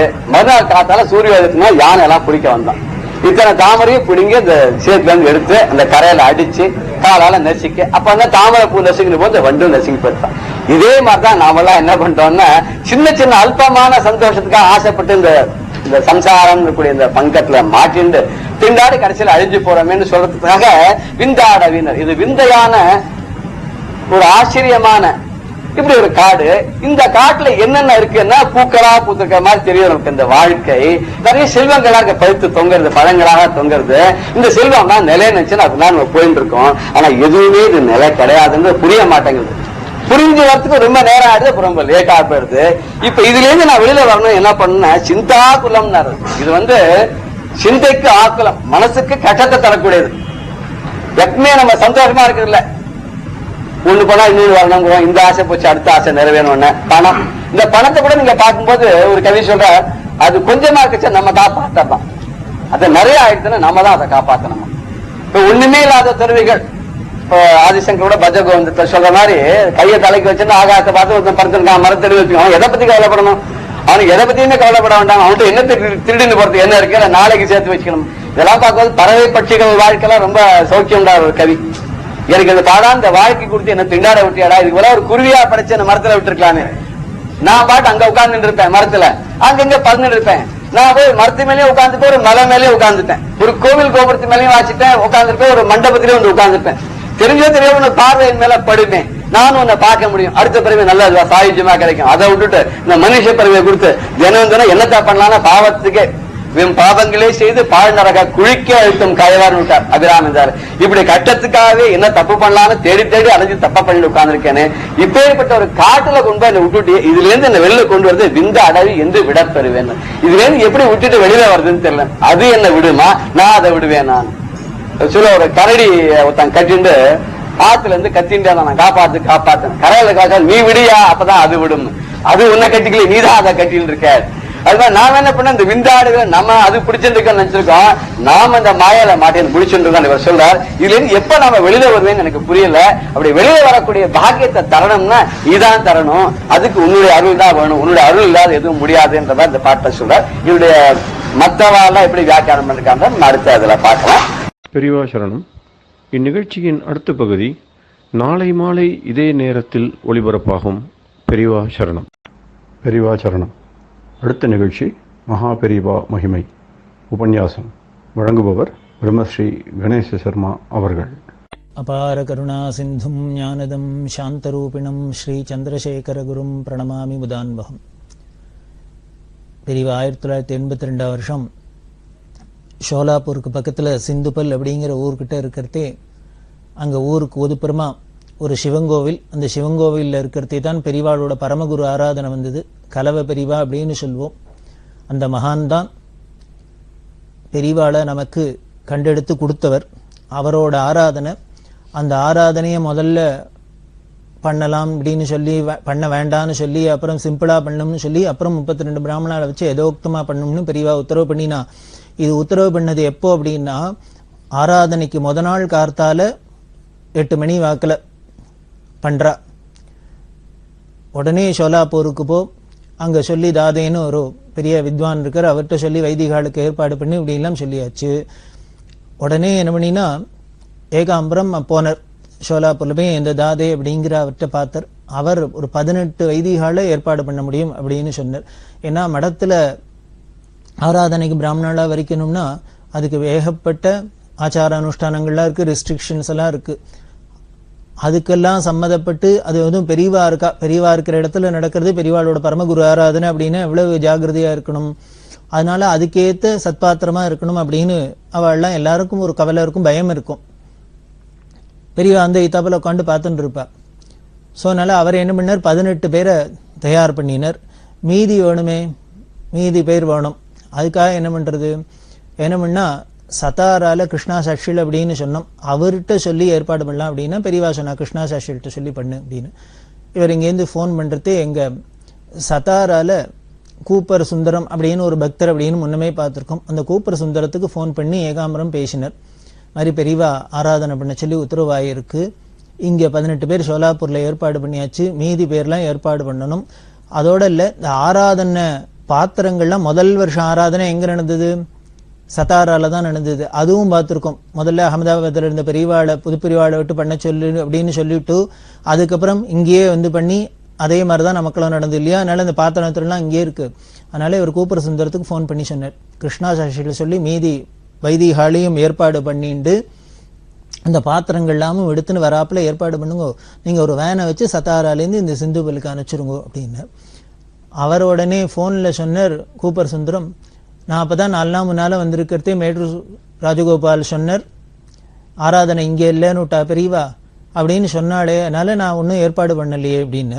உடனே இவர் சொன்னார், ஆமா அன்னைக்கு சொன்னா பெரியவா, ஆனா இப்ப மாத்திப்டா, அதனால நம்ம ஏற்பாடு பண்ணி தான் நானும் அனுப்புங்க அப்படின்னு. சரி அப்படின்னாச்சு. உடனே இந்த கிருஷ்ணா சாட்சிகளுக்கும் ஃபோன் பண்ணி சொன்னா, அவர் கவலைப்படாதீங்க, நாம் எல்லாத்தையும் பிராமணாலையும் அழிச்சுட்டு பாத்திரங்கள் எல்லாம் எடுத்துன்னு வந்து சேர்ந்துடுறோம், ராத்திரிக்குள்ள வந்து சேர்ந்துடுறோம் அப்படின்னு அவரும் சொல்லிவிட்டார். ஆனா இவர் சொல்லியிருந்தார், அடிக்கடி ஃபோன் பண்ணிட்டு இருக்கோம், என்ன பெரியவா கேட்டுருப்பா, கவலையா இருப்பா, விசாரமா இருப்பா அப்படின்னு. இந்த ஆராதனம் போதெல்லாம் அந்த பெரியவாளோட அந்த பாவத்தை பார்க்கணும், கிட்டக்க இருந்து பார்த்தா ரொம்ப அதிசயமா இருக்கும். எதுக்கு அப்படின்னர், அதை ஏன் பார்த்து நமக்கு என்ன பிரயோஜனம் அப்படின்னர், ஒண்ணுமில்லை, நம்ம வீட்லயும் பிதிர்காரியங்கள்லாம் வரத்தே, நம்மளோட மாதா பிதாக்கள் சாத்த காலம்லாம் வரத்தே எப்படி நாம ஆசாசியா பண்ணணும், அந்த விசாரம் இருக்கணுமா. வருது வருது சாத்தம் வருது, பிதர்களுக்கு காரியம் வருது வருது, அது நல்லபடியா நடக்கணும் நல்லபடியா நடக்கணும், நமக்கு ஒரு கவலை இருந்துட்டே இருக்கணும். அப்படித்தான் பெரியவா பாப்பா, ஒவ்வொரு விஷயத்தையும் பாப்பா, ஒவ்வொரு சாமான்களையும் பாப்பா, வாங்கி வச்சிருக்கிற சாமானமான் அப்படி எல்லாம் என்ன பண்ணார், ஜோஷி ரகுராமன் இது மாதிரி வாழலாம் பக்தாள்லாம் என்ன பண்ண, நிறைய சாமானமெல்லாம் ஆராதனைக்கெல்லாம் வாங்கிட்டு வருவா. லாரியில சாமான்லாம் வரும், கரிகா பழம் அது இது எல்லாம், எல்லாத்தையும் பாப்பா பெரியவா. அதில் கருவேப்பிலை எங்க, கொத்தமல்லி எங்க, இஞ்சி எங்க, அது எங்க இது எங்கன்னு ஒரு சின்ன சாமான கூட விட மாட்டா, எல்லாத்தையும் பாப்பா பெரியவா கவனிப்பா. என்ன சமையல் பண்ண போறாள், எப்படி நடக்க போறது, யார் என்ன பண்ண போறா, எல்லாத்தையும் விசாரிச்சுட்டே இருப்பா. அதனாலதான் இவர் சொல்லியிருந்தார், அப்பப்போ எங்களுக்கு ஃபோன் பண்ணி இன்ஃபார்ம் பண்ணிட்டு இருங்கோ, பெரியவா கேட்பா பதில் சொல்லணும் அப்படின்னு. பெரியவா அதுக்குள்ள என்ன பண்ணார், இந்த ஏகாம்பரமே சோலாப்பூர்ல இந்த வைதிகாலாம் ஏற்பாடு பண்ணி எல்லாம் பண்ணிட்டு வரத்துக்குள்ள பாலு அப்படின்னு பெரியவாள்கிட்ட கைங்கர் பண்ண, அவர் தான் இந்த ஆராதனையை பரமகுரு ஆராதனையை முக்கியமா இருந்து நடத்துவர். அவர் என்ன பண்ணினார், சாமானுக்கு ஏற்பாடெல்லாம் பண்ணியிருந்தா சாமான்கள் எல்லாமும் வந்து கொடுத்தோம். கூட கைங்கரியம் பண்ணவாளுக்கெல்லாம் பெரியவா இருக்கிற இடத்துலயே தான் ஆராதனை பண்ணணும் அப்படின்னு ஆசை. ஆனா பெரியவா என்னமோ இவாளுக்கெல்லாம் சிரமம் வேண்டாமே அப்படின்னுட்டு புது பெரியவா இருக்கிற இடத்துல பண்ணலாம்னு சொல்லிட்டா. ஆனால் பெரியவாளுக்கு அது மனசுல என்ன அப்படின்னர், தான் இருக்கிற இடத்துலயும் ஏதோ நடக்கணும் அப்படிங்கிறதுனால போல இருக்கு, திருப்பி இங்கேயும் ஏற்பாடு பண்ண சொல்லிட்டா. அதனால இவ பாலு மாமா சாமான்லாம் ஏற்பாடு பண்ணி சாமான்லாம் வந்துடுத்து, கரிகா வந்துடுத்து, எல்லா சாமான்கள்லாம் வர ஆரம்பிச்சு கொடுத்து. ஏகாம்பரம் போகல் அப்படின்னு இருக்காருன்னு சொன்னேன் சோலாப்பூர்ல, அவர்கிட்ட சொல்லி இன்னும் வேணுங்கிற சாமான்கள்லாம் பண்ணி ஏற்பாடெல்லாம் பண்ணி, பெரியவா லம்போட்டிங்கிற இந்த இடத்துல பண்ணி இந்த மர தட்டி எல்லாம் போட்டு மரவெல்லாம் பண்ணியிருந்தாலே அதெல்லாம் எடுத்துன்னு வந்து ஒரு லாரியில போட்டு கொண்டு வந்து இந்த இடத்துல இந்த சிந்து பல்ல இருக்கிற சிவன் கோவில்ல தடுப்பெல்லாம் தடுத்து சமையலுக்கு ஏற்பாடெல்லாம் பண்ணி கோட்டை அடுப்பெல்லாம் வச்சு எல்லாம் பண்ணியாச்சு. அதுக்குள்ள பெரியவா என்ன பண்ணிட்டா, அந்த ஊர் பஞ்சாயத்து தலைவரை கூப்பிட்டு அவர்கிட்ட பேசி ஆளெல்லாம் வச்சு அந்த மேடைக்கும் அதுக்கும் ஒரு ரேம்ப் மாதிரி கட்ட சொல்லிட்டா. இது எதுக்கு முக்கியமாக சொல்கிறேன் அப்படின்னா, நமக்கு அது தோணல, மறுநாளைக்கு இந்த ஆராதனைக்கு அந்த ரேம்ப் கட்டினது தான் போய் கீழே போய் எடுத்துன்னு தீர்த்தம் எடுத்துன்னு வந்து சாமான் எடுத்துன்னு வந்து அந்த இடத்துல ஏறி சமைக்கிறதுக்கெல்லாம் ரொம்ப சௌரியமாக இருந்தது. படி கிடியாக இருந்ததுன்னா ரொம்ப கஷ்டமாக இருக்கும். ஏன்னா ஒரு உயரம் மேடை மாதிரி இருக்கும் அந்த இடம். அப்படி பெரியவா பார்த்து ஏற்பாடு பண்ணி ரேம்ப் எல்லாம் கட்டியாச்சு, எல்லாம் பண்ணியாச்சு. அப்படி ஆராதனைக்கு வேலையெல்லாம் மும்முரமாக நடக்க ஆரம்பிச்சு கொடுத்து, ராத்திரி என்ன பண்ணினா, இந்த வைதிகள்லாம் வந்தால் 32 பேர் வருவா, இவாளெல்லாம் தங்க வைக்கணும் எல்லாம் பண்ணுறதுக்காக என்ன பண்ணா, பக்கத்தில் இந்த சிந்துபல் உள்ளுக்குள்ளே ஊருக்குள்ளே ஒரு பள்ளிக்கூடம், அந்த பள்ளிக்கூடத்தில் இவாளுக்கெல்லாம் தங்கறதுக்கு ஏற்பாடு பண்ணியிருந்தது. ராத்திரி 1 மணிக்கு சதாராலேருந்து அந்த கிருஷ்ணா சஷ்டியில் என்ன பண்ணார், வைதிகள்லாமும் அழிச்சுன்னு சாமான்கள் பாத்திரங்கள்லாம் எடுத்துன்னு வந்துட்டார். அந்த தாதே அப்படிங்கிற அவர் அனுப்பின 18 பேரும் வந்துட்டா. எல்லாரும் வந்தாக்க ஆராதனை களைகட்டிடுத்து. மறுநாளைக்கு பொழுது விடிஞ்சுடுத்து. சோலாப்பூர்ல இருந்த போகல்ங்கிற பக்தர் என்ன பண்ணினார், எல்லாருக்கும் வெள்ளி டம்ளர் ஏற்பாடு பண்ணிவிட்டார். அவர் பண்ணினார். அன்னைக்கு காலங்கார்த்தால பெரியவா ஸ்நானம் பண்ணிட்டு உட்காந்துருக்கா. இவா மற்றவாள்லாம் எல்லாம் ஆராதனைக்கு சமையலுக்கு மேலுக்கு ஏற்பாடெல்லாம் பண்ணியாச்சு. அந்த ஓடை இருந்தது அப்படின்னு சொன்னேன், சின்ன ஓடை ஓடித்துன்னு. ஏகாம்பரம் என்ன பண்ணினார், அந்த ஊர்க்காராட்டெல்லாம் சொல்லி அந்த ஓடையை நன்னா தூர்வார சொல்லி ஆழப்படுத்த சொல்லி எல்லாம் பண்ணினா எல்லாரும் ஸ்நானம் பண்ணுறதுக்கு. அதே மாதிரி தண்ணி அதனால ஆழப்படுத்தினதுனால தண்ணி நன்னா வர ஆரம்பிச்சு எடுத்து சமையலுக்கு மேலுக்கு எல்லாத்துக்கும் அதே யூஸ் பண்ணிக்கிறாப்புல இருந்தது. இவா காரியங்கள்லாம் ஆரம்பிச்சாச்சு. அப்போ காலங்காலத்தால் என்ன பண்ணினார், ஹாசன்கிற இடத்துலேருந்து சகாராம் பட் அப்படிங்கிற ஒரு வித்வான் தன்னோட சிஷ்யரோட வந்திருந்தார் பெரியவா தரிசனத்துக்கு. அவர் முன்னாலேயே வந்திருக்கார். இந்த சகாராம் பட்டுகிட்ட பேசிட்டு இருக்கிறதே ஏகாம்பரத்தை கூப்பிடு அப்படின்னு. ஏகாம்பரம் வந்தார். வந்தோடனே பெரியவா கேட்குறா, இவர் பெரிய வித்வான், இவர் வந்திருக்கார், இவா 2 பேரையும் ஆராதனையில சேர்த்துக்கலாமா அப்படின்னா. திடீர்னு கேட்டா என்ன பண்றது, ஆல்ரெடி 32 பேரை சொல்லியாச்சு, ஏற்பாடு பண்ணியாச்சு. அவளாம் வந்து அவ ஸ்நானம் பண்ணி அனுஷ்டானம் பண்ணிட்டு இருக்கா. இவர் சொன்ன எல்லாரும் 32 பேர் வந்துட்டாலே, அவளுக்கு உண்டான ஏற்பாடெல்லாம் பண்ணியாச்சே, என்ன பண்றதுன்னு. இன்னும் பெரியவா சொல்றா, 32 இருக்கட்டும், அவளோட இவாளையும் சேர்த்து விஸ்வம்பரான்னு வர்ச்சிக்கலாமே அப்படின்னு. அதாவது விஸ்வம்பரர்கள் அப்படின்னு சொல்ற வழக்கம் இந்த 32 பேருக்கு கணக்கெல்லாம் இருக்கு. துவாதச நாமாக்கு 2 பேரா இருக்கிறது. குரு, பரமகுரு, பரமேஷ்டி குரு, பராபர குரு. அவ 4 வர்ணத்துக்கு 4 2 8. இந்த துவாதச நாமாக்கு 12 மண்டு 24, மொத்தம் 32 பிராமணா வச்சிருக்கு. இவாளை என்ன சொல்லி வரிக்கிறது அப்படின்னா, அதுக்கு பெரியவா சொல்றா, விஸ்வம்பராள்னு வரிக்கலான்னு இருக்கோ இல்லையோ அப்படின்னு சொன்னா, பெரியவாள்கிட்ட தான் ஒரு குணம். சொல்றேன் வாழை வச்சுக்கோ அப்படின்னு சொல்ல மாட்டா. பண்ணலாமா, இதுக்கு இடம் இருக்கா சாஸ்திரத்துல, இது சரியான காரியமா அப்படின்னு பார்த்து தான். அவ்வளவு ஜாகிரதை. இது எதுக்கு அப்படின்னா, நாம ஒரு காரியங்கள் பண்றதே எவ்வளவு ஜாகிரதையா இருக்கணுங்கிறதுக்கு நமக்கு பண்ணி காமிக்கிறதுக்காக. இப்ப என்ன பண்ணினா, அவளையும் இதை விஸ்வம்பராளா வரைச்சிக்கலாம் அப்படின்ட்டா. இப்ப 32 அப்படின்னது 34 ஆயிடுத்து. ஏன் அப்படியாச்சு?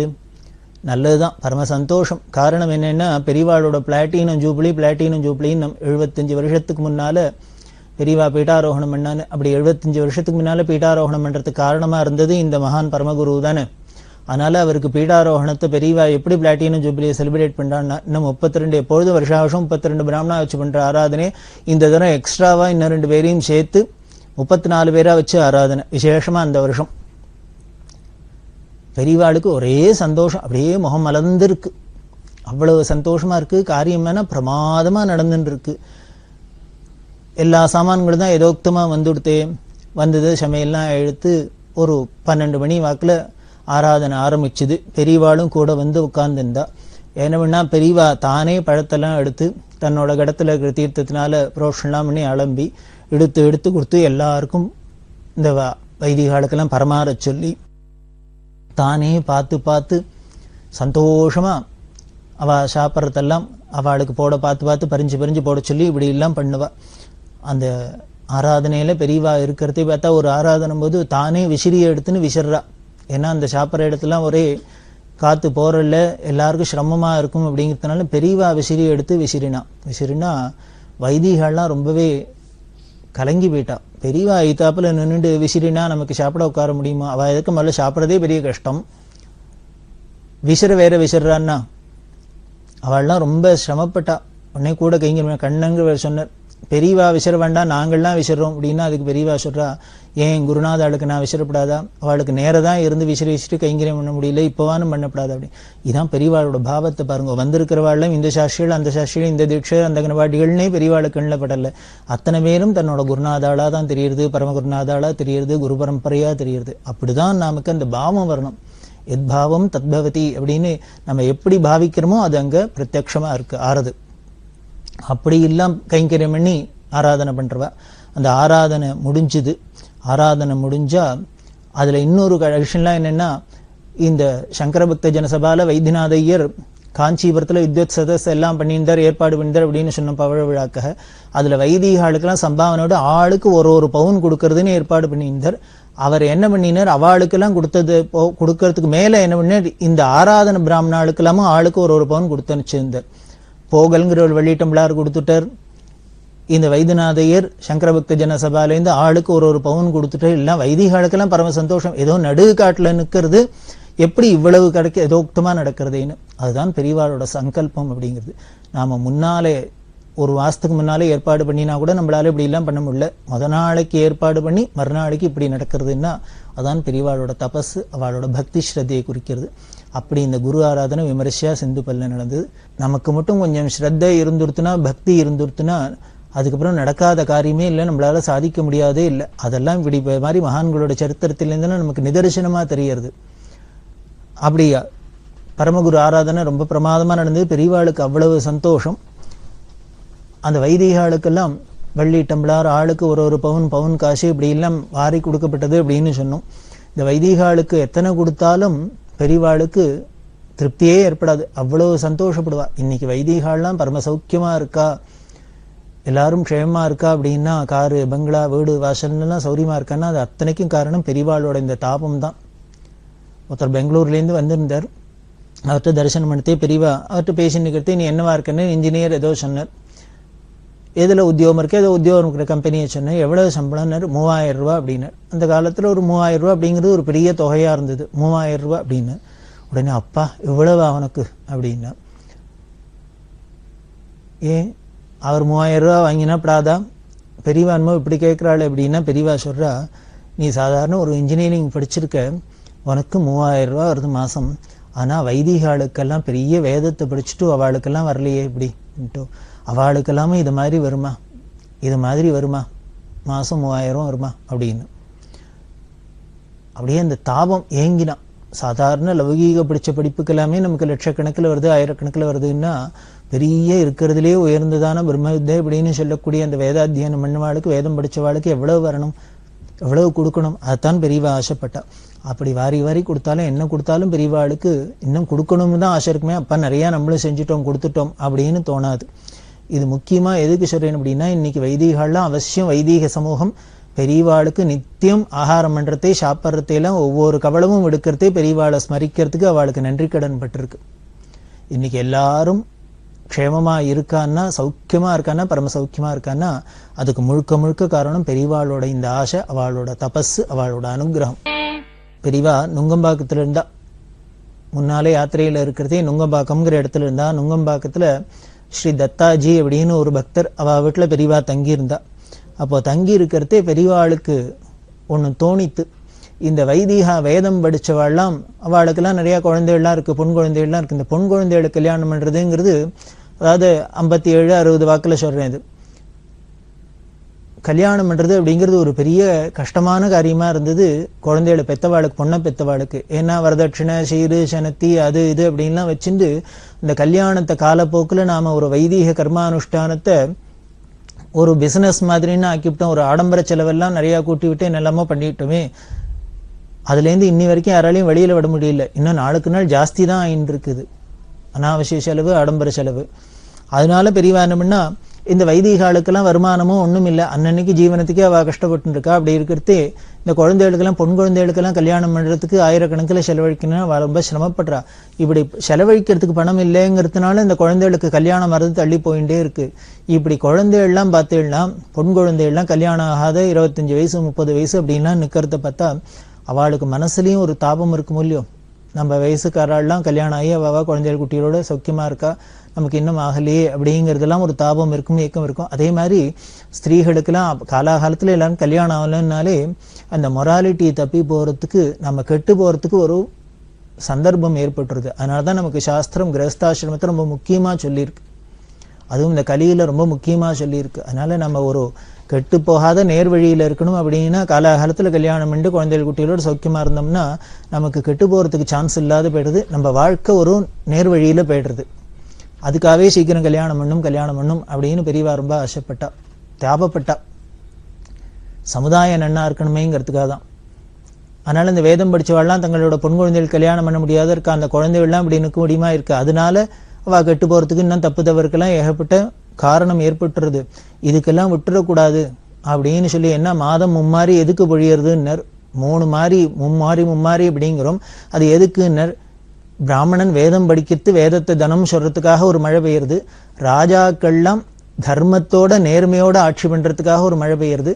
பெண்கள்லாம் ஸ்திரீகள்லாம் கற்போட கற்பு நெறி தவறாத இருக்கிறதுக்காக ஒரு மழை பெய்யுறது. மாதம் மும்மாறிங்கிறது இவா 3 பேரோட இந்த 3 காரியத்துக்காக தான் மழை பெய்யுறது. அப்படி ஒரு முக்கியமான விஷயம். அதனால இவாளுக்கு சீக்கிரம் கல்யாணம் ஆகணும். அதுக்கு இந்த காசு பணத்தால கல்யாணம் ஆகலன்னு நிற்கப்படாது அப்படிங்கிறதுனால என்ன பண்ணா, கன்னிகாதான ட்ரஸ்ட் அப்படின்னு ஒன்று ஏற்படுத்த சொல்லி அந்த தத்தாஜியை தலைவராக வச்சுட்டு இன்னும் சில பேரெல்லாம் அதுல முக்கியமானவள்லாம் சேர்த்து இந்த நுங்கம்பாக்கத்தை கன்னிகாதான ட்ரஸ்ட் அப்படின்னு ஒன்று ஆரம்பிக்க சொன்னா. அதுல பணங்கள்லாம் சேர்த்து வச்சுட்டு எந்த வைதிகாளுக்கெல்லாம் அவளுக்கு குழந்தைகளுக்கு கல்யாணம்னா அவளுக்கு நகையாவோ பணமாவோ என்னவோ வேணுமோ உதவி பண்ணுமோ எல்லாம் பண்ணணும். அந்த கல்யாணம் அவளுக்கு சிரமம் இல்லாத சௌக்கியமா நடக்கணும் அப்படிங்கிறதுக்காக ஏற்பாடு பண்ணி கன்னிகாதான ட்ரஸ்ட் அப்படின்னு ஒன்று ஏற்பாடு பண்ண சொன்னா அதுல பல பேருக்கு பிரயோஜனம் பண்ணியிருக்கா பெரியவா. பல பேர் அதுல பலன் அடைஞ்சிருக்கா. அப்படி அடைஞ்ச இடத்துல ஒருத்தரோட நிகழ்ச்சியை பார்க்கலாம், அதே ரொம்ப மனசை உருக்குறாப்புல இருக்கும். பெரியவா கலவைங்கிற இடத்துல இருந்தா, கலவையில இருக்கிறதே ஒரு நாளைக்கு அமாவாசைக்கு ஸ்நானத்துக்கு பக்கத்துல ஒரு ஓடை, அந்த ஓடையில போய் ஸ்நானத்தை பண்ணிட்டு பக்கத்திலேயே உட்கார்ந்துட்டு தர்பாசனத்தை போட்டு இவ அனுஷ்டானங்கள்லாம் முடிச்சா. மானசீக பூஜை எல்லாம் முடிக்கிறது. ஜனங்கள்லாம் தரிசனத்துக்கு வருவா. அவளுக்கு வெளியில உட்காந்து அனுஷ்டானம் பண்ணி பூஜையெல்லாம் பண்ணிருப்பா. வந்தவாளும் தரிசனம் பண்ணி போயிட்டு இருப்பா. பெரியவா எல்லாத்தையும் முடிச்சுன்னு ஏந்திருக்கிறது இந்த ஏகாம்பரம் பெரியவாளோட இந்த ஆசனம் எல்லாத்தையும் எடுக்கணுமே. அப்படி எடுக்கலான்னா பெரியவா மேலே யாரோ புஷ்பத்தை போட்டிருக்கா, அது பண்ணியிருக்கா. அந்த ஆசனத்துல பார்த்தா 2 ஜோடி வளையல், தங்க வளையல் கிடக்கு. அதை யாரோ பக்தா பெரியவாளோட புஷ்பத்தோட பெரியவாளுக்கு அர்ப்பணம் பண்ணியிருக்கா. இவருக்கு வளையலை பார்த்தோன்னு தூக்கி ஏறி போட்டது. உடனே என்ன பண்ணினார், அங்க இருக்கிறவாள்கிட்ட சொன்னார், யாரோட வளையல்னு தெரியல, அதை எடுத்துனுடுங்க அப்படின்னா ஒருத்தரும் ஒன்றும் பதிலே சொல்லல, ஒருத்தரும் எடுத்துக்கல.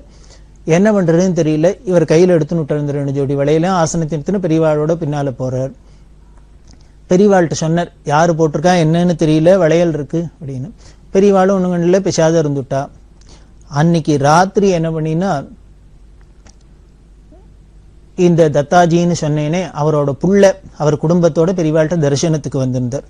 தரிசனத்துக்கு வந்திருக்கிறதே பெரியவா சொல்றா, உங்க அப்பாவை வச்சு ஒரு கன்னிகாதான ட்ரஸ்ட்னு ஒன்று ஆரம்பிச்சுது.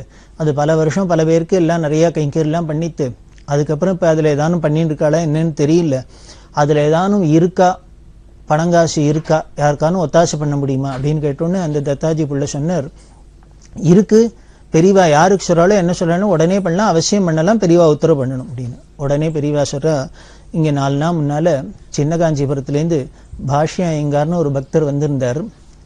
அவர் மடத்து வாத்தியார் அப்பா குட்டி சாஸ்திரிகளுக்கு தெரிஞ்சவர், அவர் அனுச்சார் அப்படின்ட்டு வந்தார். அவரோட பொண்ணுக்கு கல்யாணம் பண்ற ஏதானு சகாயம் பண்ணும் ஒத்தாசை பண்ணணும்னு சொன்னார். எனக்கு என்ன பண்றதுன்னு தெரியல. பாவம் அவர் நல்ல வேதாத்தியனம் பண்ணினவர். அதே மாதிரி வரதராஜ சுவாமி கோவில்ல பெருமாளுக்கு நித்தியம் பிரபந்தம் பாராயணம் பண்ணக்கூடியவர், அத்தியனம் பண்ணினவர். அவரோட பொண்ணுக்கு கல்யாணம்னு வந்து ஒத்தாசைன்னு கேட்டார். அதனால நீ வந்திருக்க, இன்னைக்கு வந்திருக்க, அதனால உன்னால முடிஞ்சதுன்னா அதுல இருந்து ஏதான சகாயம் பண்ணலான்னா அந்த பாஷ்யம் ஐயங்கார் எங்க இருக்கான்னு கேட்டு அவளை விசாரிச்சு இடத்த விசாரிச்சுன்னு அவளுக்கு போய் ஏதானும் ஒத்தாசை பண்ணு, என்ன வேணுமோ கொடு அப்படின்னு. இவர் தத்தாஜி புள்ள சொன்னார், அவசியம் பண்றேன், விசாரிச்சுன்னு போறேன். பக்கத்திலேயே இந்த ஏகாம்பரம் இருக்காரு, அவர்கிட்ட சொன்னார், இந்த அப்பா குட்டி சாஸ்திரி இந்த ஏகாம்பரத்தோட அப்பா தானே, அதனால இவாளுக்கு அவளை பத்தி தெரிஞ்சிருக்கும், அட்ரஸ் வாங்கிக்கின்னு போகலாம் அப்படின்ட்டு. உடனே பிரிவாசுரா, கார்த்தால நாங்க உட்காந்து ஜபம் பண்ணிக்கிறது யாரோ என் மேல வளையல போட்டுட்டா, அதுவும் இந்த ஏகாம்பரத்துட்டு இருக்கு, அந்த ஒரு ஜோடி வளையலையும் வாங்கிக்கோ, அந்த வளையலையும் வாங்கி கொடுத்து நீ மேற்கொண்டு என்னென்ன கொடுக்க முடியுமோ அவளுக்கு ஒத்தாசை பண்ணு, கைங்கரியம் பண்ணு அப்படின்னு அவர் எடுத்துன்னு போய் கொடுத்தா. அந்த பாஷ்யமெங்கார் எதிரே பார்க்கல. 2 நாள் முன்னால 4 நாள் முன்னால பெரியவாள்கிட்ட போய் கேட்டார், பிரார்த்தனை பண்ணினார். ஆனா பெரியவா அதுக்கு என்ன பதில் சொல்றது? பேசாத இருந்தா என்ன பதில் சொல்லுவா? இப்படிதான் பதில் சொல்லுவா, காரியத்துல தான் காமிப்பா பெரியவா. அந்த அனுகிரகம்ங்கிறது முன்னால வந்து நிற்கும் நமக்கு முன்னால. அவர் ரொம்ப உருகினர், பெரியவாளோட கருணையை நினைச்சு உருகினர். ஏதோ பெரியவா ஏதானும் புடவை கொடுப்பாளாக்கும், திருமங்கலியம் கொடுத்தாளாக்கும், ஏதானும் சகாயமா சொல்பமா பண்ணுவாளாக்கும்னா இப்படி 2 ஜோடி வளையல் இன்னும் என்னென்ன வேணுமோ பண்றதுக்கு வந்து ஆள் காத்துட்டு இருக்கார். அப்படி எல்லாம் கொடுத்தார். அப்படி பெரியவா காரணம் என்ன? அவர் வேதாத்தியனம் பண்ணியிருக்கார். பண்ணிட்டு தினமும் பெருமாளுக்கு திவ்ய பிரபந்தம் பாசுரம் பாராயணம் பண்றார். அப்படின்னா அவரை கைவிட்டுற முடியுமா? அவர் பகவானுக்கு பண்ற கைங்கரியத்துக்கு நாம இப்படி பண்ணணுங்கிறதுக்காக பெரியவா பண்ணியிருக்கா. அதுல இந்த சம்பிரதாயத்தை சேர்ந்தவா, இந்த சம்பிரதாயத்தை சேர்ந்தவா, இந்த சித்தாந்தத்தை சேர்ந்தவா, இந்த மதத்தை சேர்ந்தவா, இது மாதிரி எந்த வித்தியாசமும் கிடையாது. அவா சுதர்மத்துல அனுஷ்டானத்தோட இருந்தா அவளுக்கு ஒத்தாசை பண்ணணுங்கிறதுல பெரியவா இருந்தா. இப்படி பல பேருக்கு பண்ணியிருக்கா. ஒரு வைதிகர் வந்து பெரியவாள்கிட்ட அழற, திடீர்னு பொண்ணு கல்யாணம் நின்று போயிடும் போல இருக்கு, கல்யாணம் நின்று போயிடுத்துன்னா எங்க குடும்ப கௌரவமே ரொம்ப பாதிச்சிடும், அந்த குழந்தைய அப்புறம் நாளைக்கு ஒருத்தரும் கல்யாணம் பண்ணிக்க மாட்டா, பெரியவா தான் காப்பாற்றணும். பெரியவா நீ தான் முன்னாலேயே இந்த அனுகிரகம் எல்லாம் வாங்கிட்டு போனேன், இப்போ திடீர்னு நிற்கணும்னா என்ன பண்றது, என்னால அப்படின்னு. இல்ல பொண்ணு வீட்டுல புள்ள வீட்டுல சொல்றா, 1 கேரட்ல வைரத்தோடு போட்டாதான் கல்யாணம் மேற்கொண்டு நடக்கும்னு சொல்றா. நானும் வைதிகன் தர்பகிட்ட தூக்கின்னு வீடு வீடா போயின்னு நான் எங்க போவேன், வைரத்துக்கும் வைடூரத்துக்கும் எங்க போவேன், 1 கேரட்டுக்கு எங்க போவேன் அப்படின்னு. உடனே பெரியவா சொல்றா, ஏண்டா நீனே சொன்னீங்கன்னா நானும் சன்னியாசி தண்டத்தை வச்சுன்னு உட்காந்துருக்கேன், நான் எங்க போவேன் வைரத்துக்கு அப்படின்னு. எனக்கு தெரியல, வேற இடம் தெரியல, கதி இல்லை, அதனால பெரியவா தான் காப்பாற்றணும் அப்படின்னு. அந்த சமயத்துல யாரோ தரிசனத்துக்கு வந்திருக்கா, ஒரு நல்ல பணக்கார ஸ்திரீ, அவ பொண்கள் எல்லாருமா வந்திருக்கா.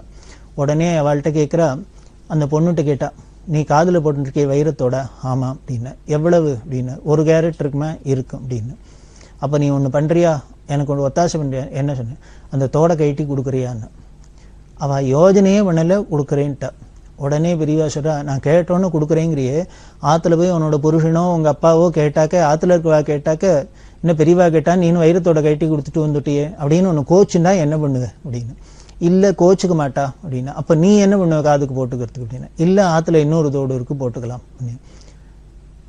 உடனே பெரியவாசரா, இவர் பொண்ணுக்கு கல்யாணம் நின்று போயிடுங்கிறார். அப்படி கல்யாணம் நின்று போயிடுத்துனா அவ குடும்பத்துல பெரிய விபரீதமாயிடும், அதனால நீ இந்த தோட அவளுக்கு கொடு, உன்னோட புண்ணியத்துல அந்த குழந்தைக்கு கல்யாணமாயி க்ஷேமா இருக்கட்டும் அப்படின்னு சொன்னான்.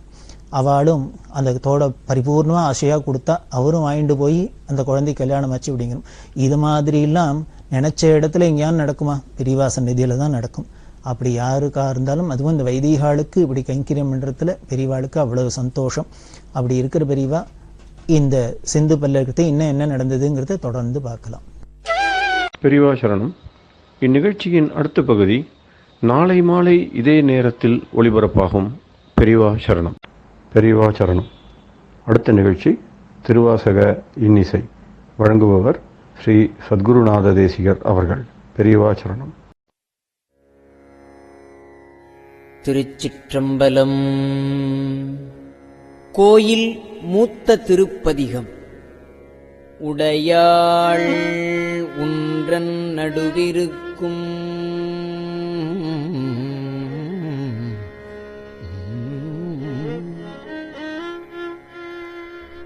உடையாள் நடுவுள் நீயிருத்தி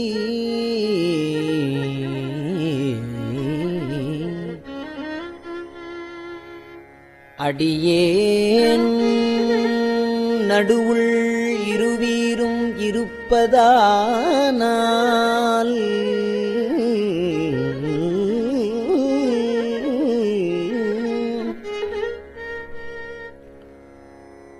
அடியேன் உன் அடியார் நடுவுளிருக்கும் அருளைப் புரியாய்.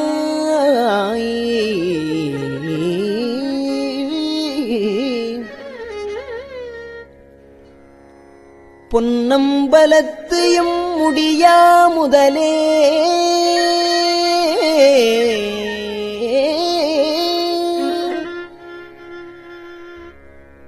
உடையாள் உன்றன் நடுவிருக்கும்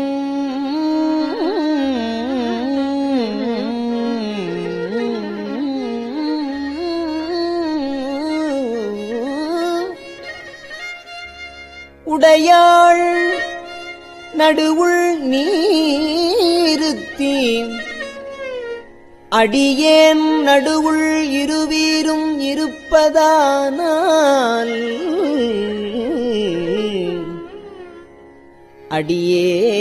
அடியேன் உன் அடியான் நடுவுள் இருக்கும் அருளைப் புரியாய்.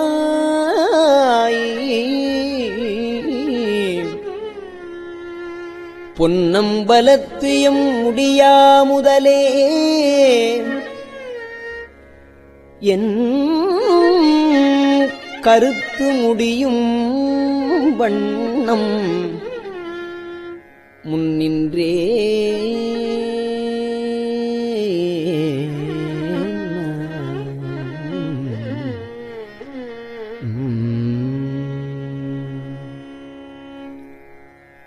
முன்னின்று ஆண்டாய்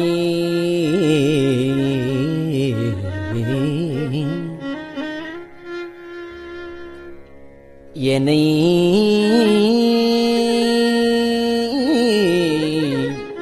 முன்னின்று ஆண்டாய் என்னை முன்னம் யானும் அதுவே முயல் உற்று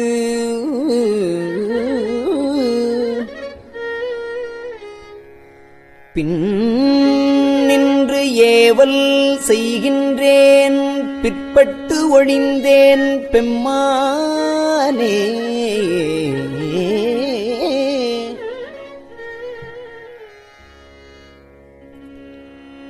என் நின்று அருளி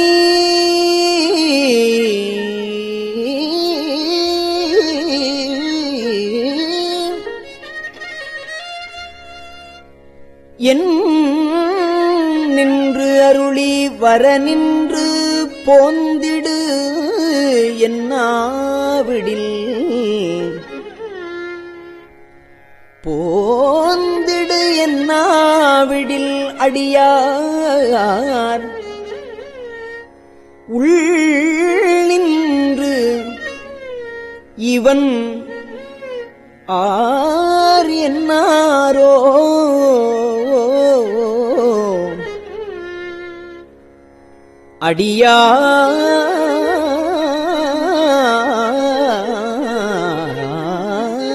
அடியார் உள்ளின்று இவன் ஆறு இவன் ஆறு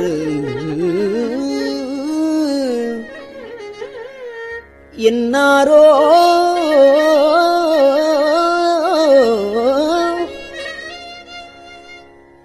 பொன்னம்பல கூத்து உகந்தானே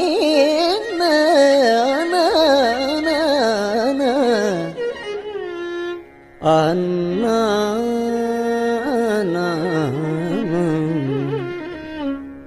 உகந்தானே அன்புடை அடிமைக்கு உருகா உள்ளத்து உணர்விலியேல் உகந்தானே அன்புடை அடிமைக்கு உருகா உள்ளத்து உணர்விலியேல் சகந்தான் அறிய முறையிட்டால் தக்கவாறு அன்று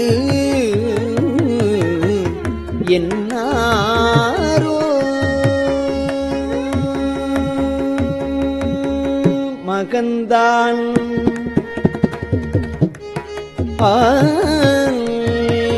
மகந்தான் செய்து வழிவந்தார் வாழ வாழ்ந்தாய் அடியேற்கு உன் மகந்தான் செய்து வழிவந்தார் வாழ வாழ்ந்தாய் அடியேற்கு உன் முகந்தான் தாராவிடில் முடிவேன் அடியேற்கு உன் முகந்தான் தாராவிடில் முடிவேன் பொன்னம்பலத்து எம் முழு முதலே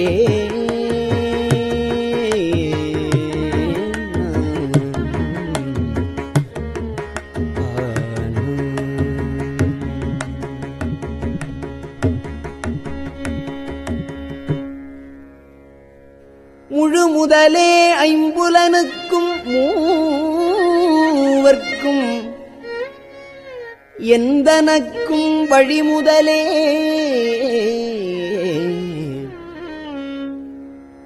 நின் பழ அடியார்த்திகள் வான் குழுமி பழ அடியார் திரள்வான் குழுமி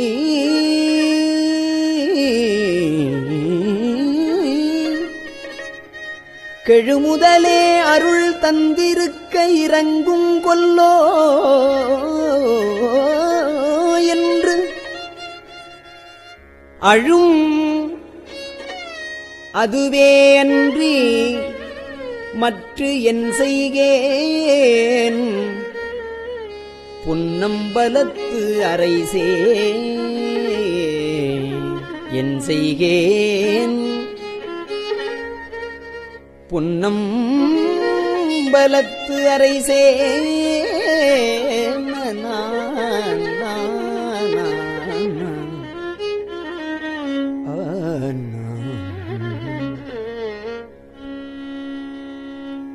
அரைசே பொன்னம்பலத்து ஆடும் அரைசே பொன்னம்பலத்து ஆடும் அமுதே என்று உன் அருள் நோக்கி அரைசே பொன்னம்பலத்தாடும் அமுதே என்று உன் அருள் நோக்கி இறைதேர் கொக்குத்து இறைதேர் கொக்கொத்து இரவு பகல் ஏசற்று இருந்தே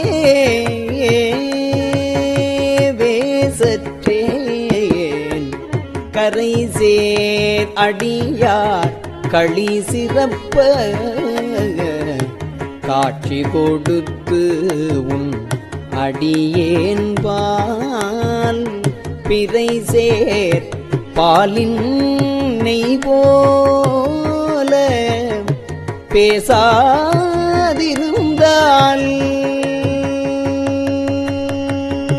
பாலில் நெய் போல பேசாது இருந்தால் ஏசாரோ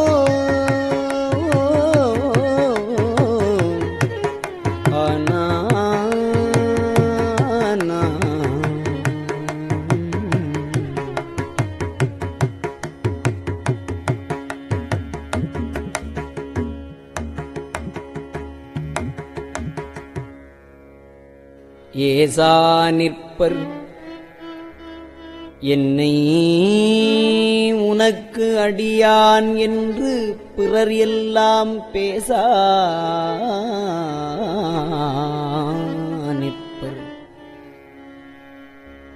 யான் தானும் பேணா நிற்பே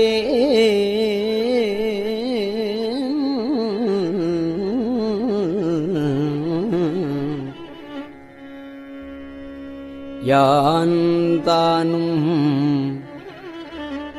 பேணா நிற்பேன் நின் அருளே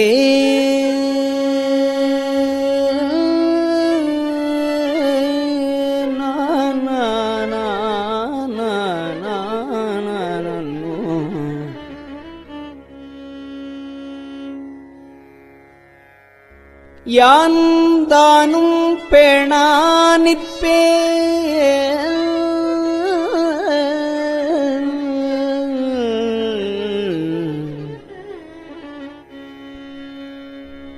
ஏசா நிற்பர் என்னை உனக்கு அடியான் என்று பிறர் எல்லாம் பேசா நிற்பர் யான் தானும் பேணா நிற்பேன்.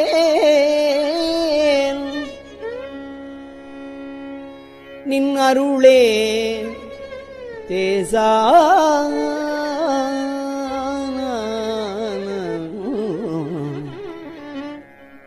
நேசரு சூழ்ந்திருக்கும் திருவோலக்கம் சேவிக்க ஈசா பொன்னம்பலத்து ஆடும் ஈசா பொன் அம்பலத்து ஆடும் எந்தாய் இனித்தான் இரங்காயே.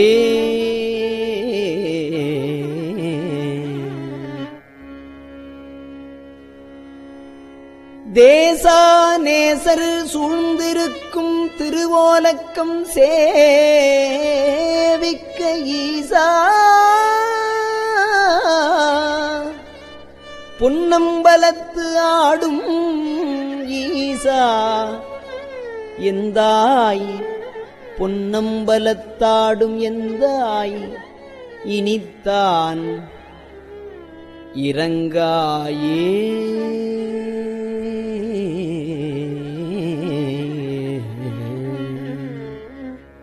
இறங்கும் நமக்கு அம்பலக்கூத்தன் என்று என்று ஏமாந்து இருப்பேனை அருங்கற்பனை கற்பித்து ஆண்டாய் ஆழ்வாரிலி மாடு ஆவேனோ ஆழ்வார் இலி மாடு ஆவேனோ. நெருங்கும் அடியார்களும் நெருங்கும் அடியார்களும் நீயும் நெருங்கும் அடியார்களும் நீயும் நின்று நிலாவி விளையாடும்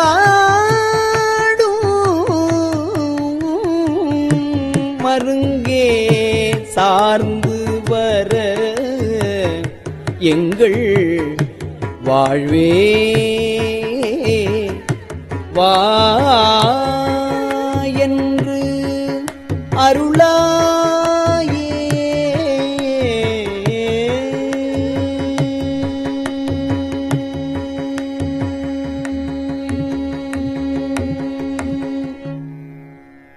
அருளாது ஒழிந்தால் அடியேனை அஞ்சேல் என்பார் ஆர் இங்கு இங்கு அடியேனை அஞ்சேல் என்பார் ஆர் இங்கு பொருளா என்னை புகுந்து ஆண்ட பொன்னே பொன்னம்பல கூத்தா அருளாது ஒழிந்தால் அடியேனை அஞ்சேன் என்பார் ஆர் இங்கு பொருளா என்னை புகுந்து ஆண்ட பொன்னே பொன்னம்பல கூத்தா மருளாறு மனத்தோடு உனை பிரிந்து வருந்துவேனை வா என்று உன் தெருளார் கூட்டம் காட்டாயேல் தெருளார் கூட்டம் காட்டாயேல்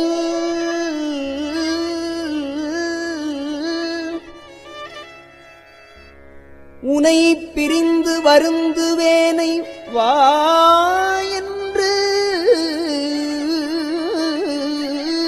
உன் தெருளார் கூட்டம் காட்டாயேல் செத்தே போனால் சிறியாரோ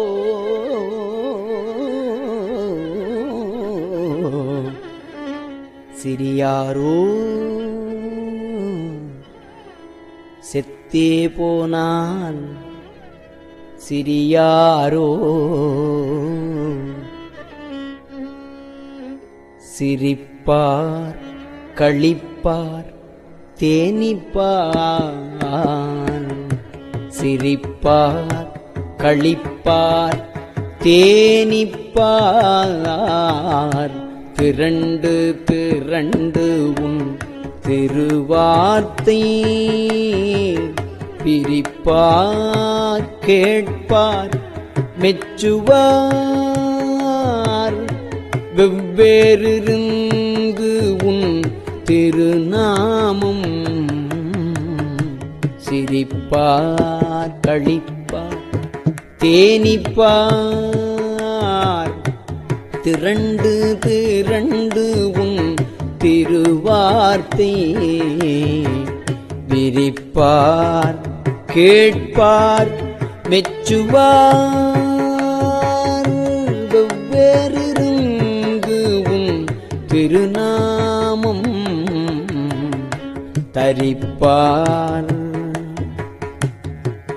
உன் திருநாமம் தரிப்பார் பொன்னம்பலத்து ஆடும் தலைவா உன் திருநாமம் தரிப்பார் பொன்னம்பலத்தாடும் தலைவா என்பார் அவர் முன்னே நரிப்பாய் நாயேன் இருப்பேனோ நம்பி இனித்தான் நல்காயே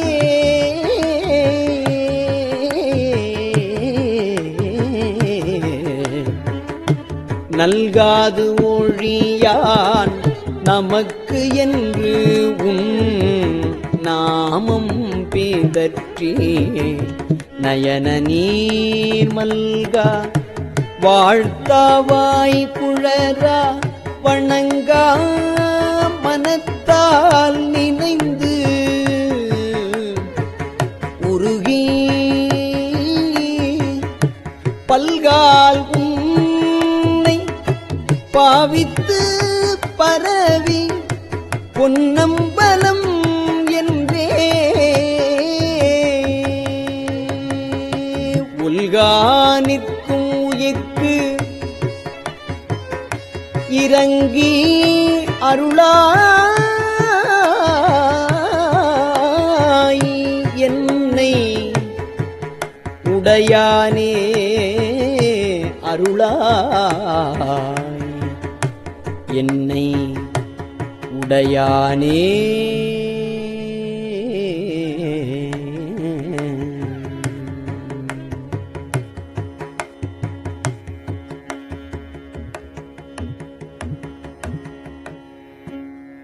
திருச்சிற்றம்பலம்.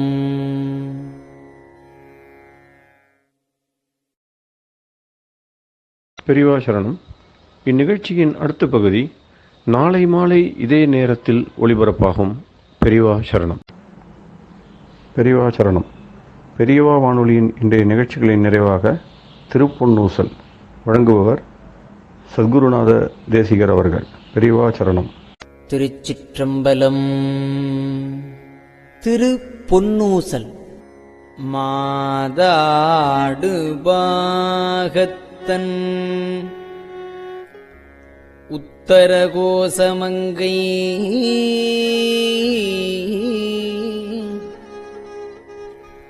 தாதாடு குன்றை சடையான் அடியாருள்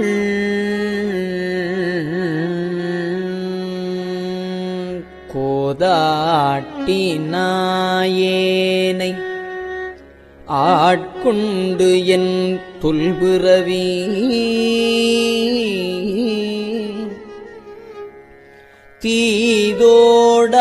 தீதோடவண்ணம்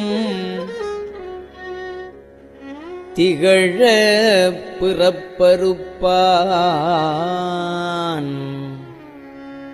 காதாடு குண்டலங்கள் பாடி கசிந்து அன்பான் போதாடு பூன்முலையே போதாடு பூன்முலையே பொன்னூசல் ஆடாமோ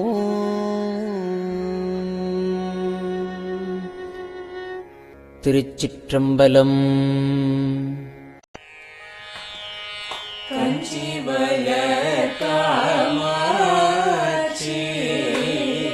தன் குழந்தாய் சங்கரரே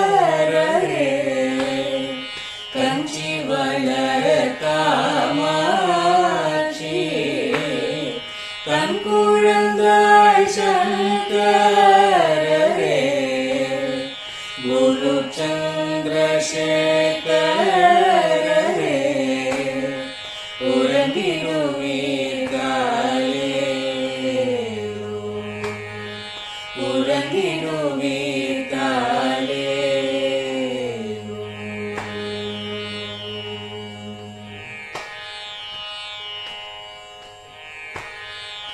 ஆதிகுரு சங்கரராய் அன்றொரு நாள் வந்தவரே அறுபத்து எட்டாகும் பீட்டபதி காலே ஏழுலகும் பூப்பவரே காப்பவரே கரப்பவரே எல்லோர்க்கும் அருள்பவரே உறங்கிடுவீர்களே அயனுடனே மாலவனோ தேடிய பொற்பதத்தவரே அருமறைகள் சாற்றும் முயல் மலர்பதமே காலே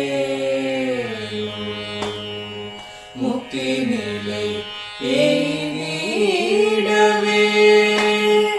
சக்தி தரும் சத்குருவே முக்தி நிலை எய்திடவே சக்தி தரும் சத்குருவே நித்தமெங்கள் நாவீசையில் நித்திரை கொள்தாயே நித்தமெங்கள் நாவீசையில் நித்திரை கொள்தாயே நித்தமெங்கள் நாவீசையில் நித்திரை கொள்தாயே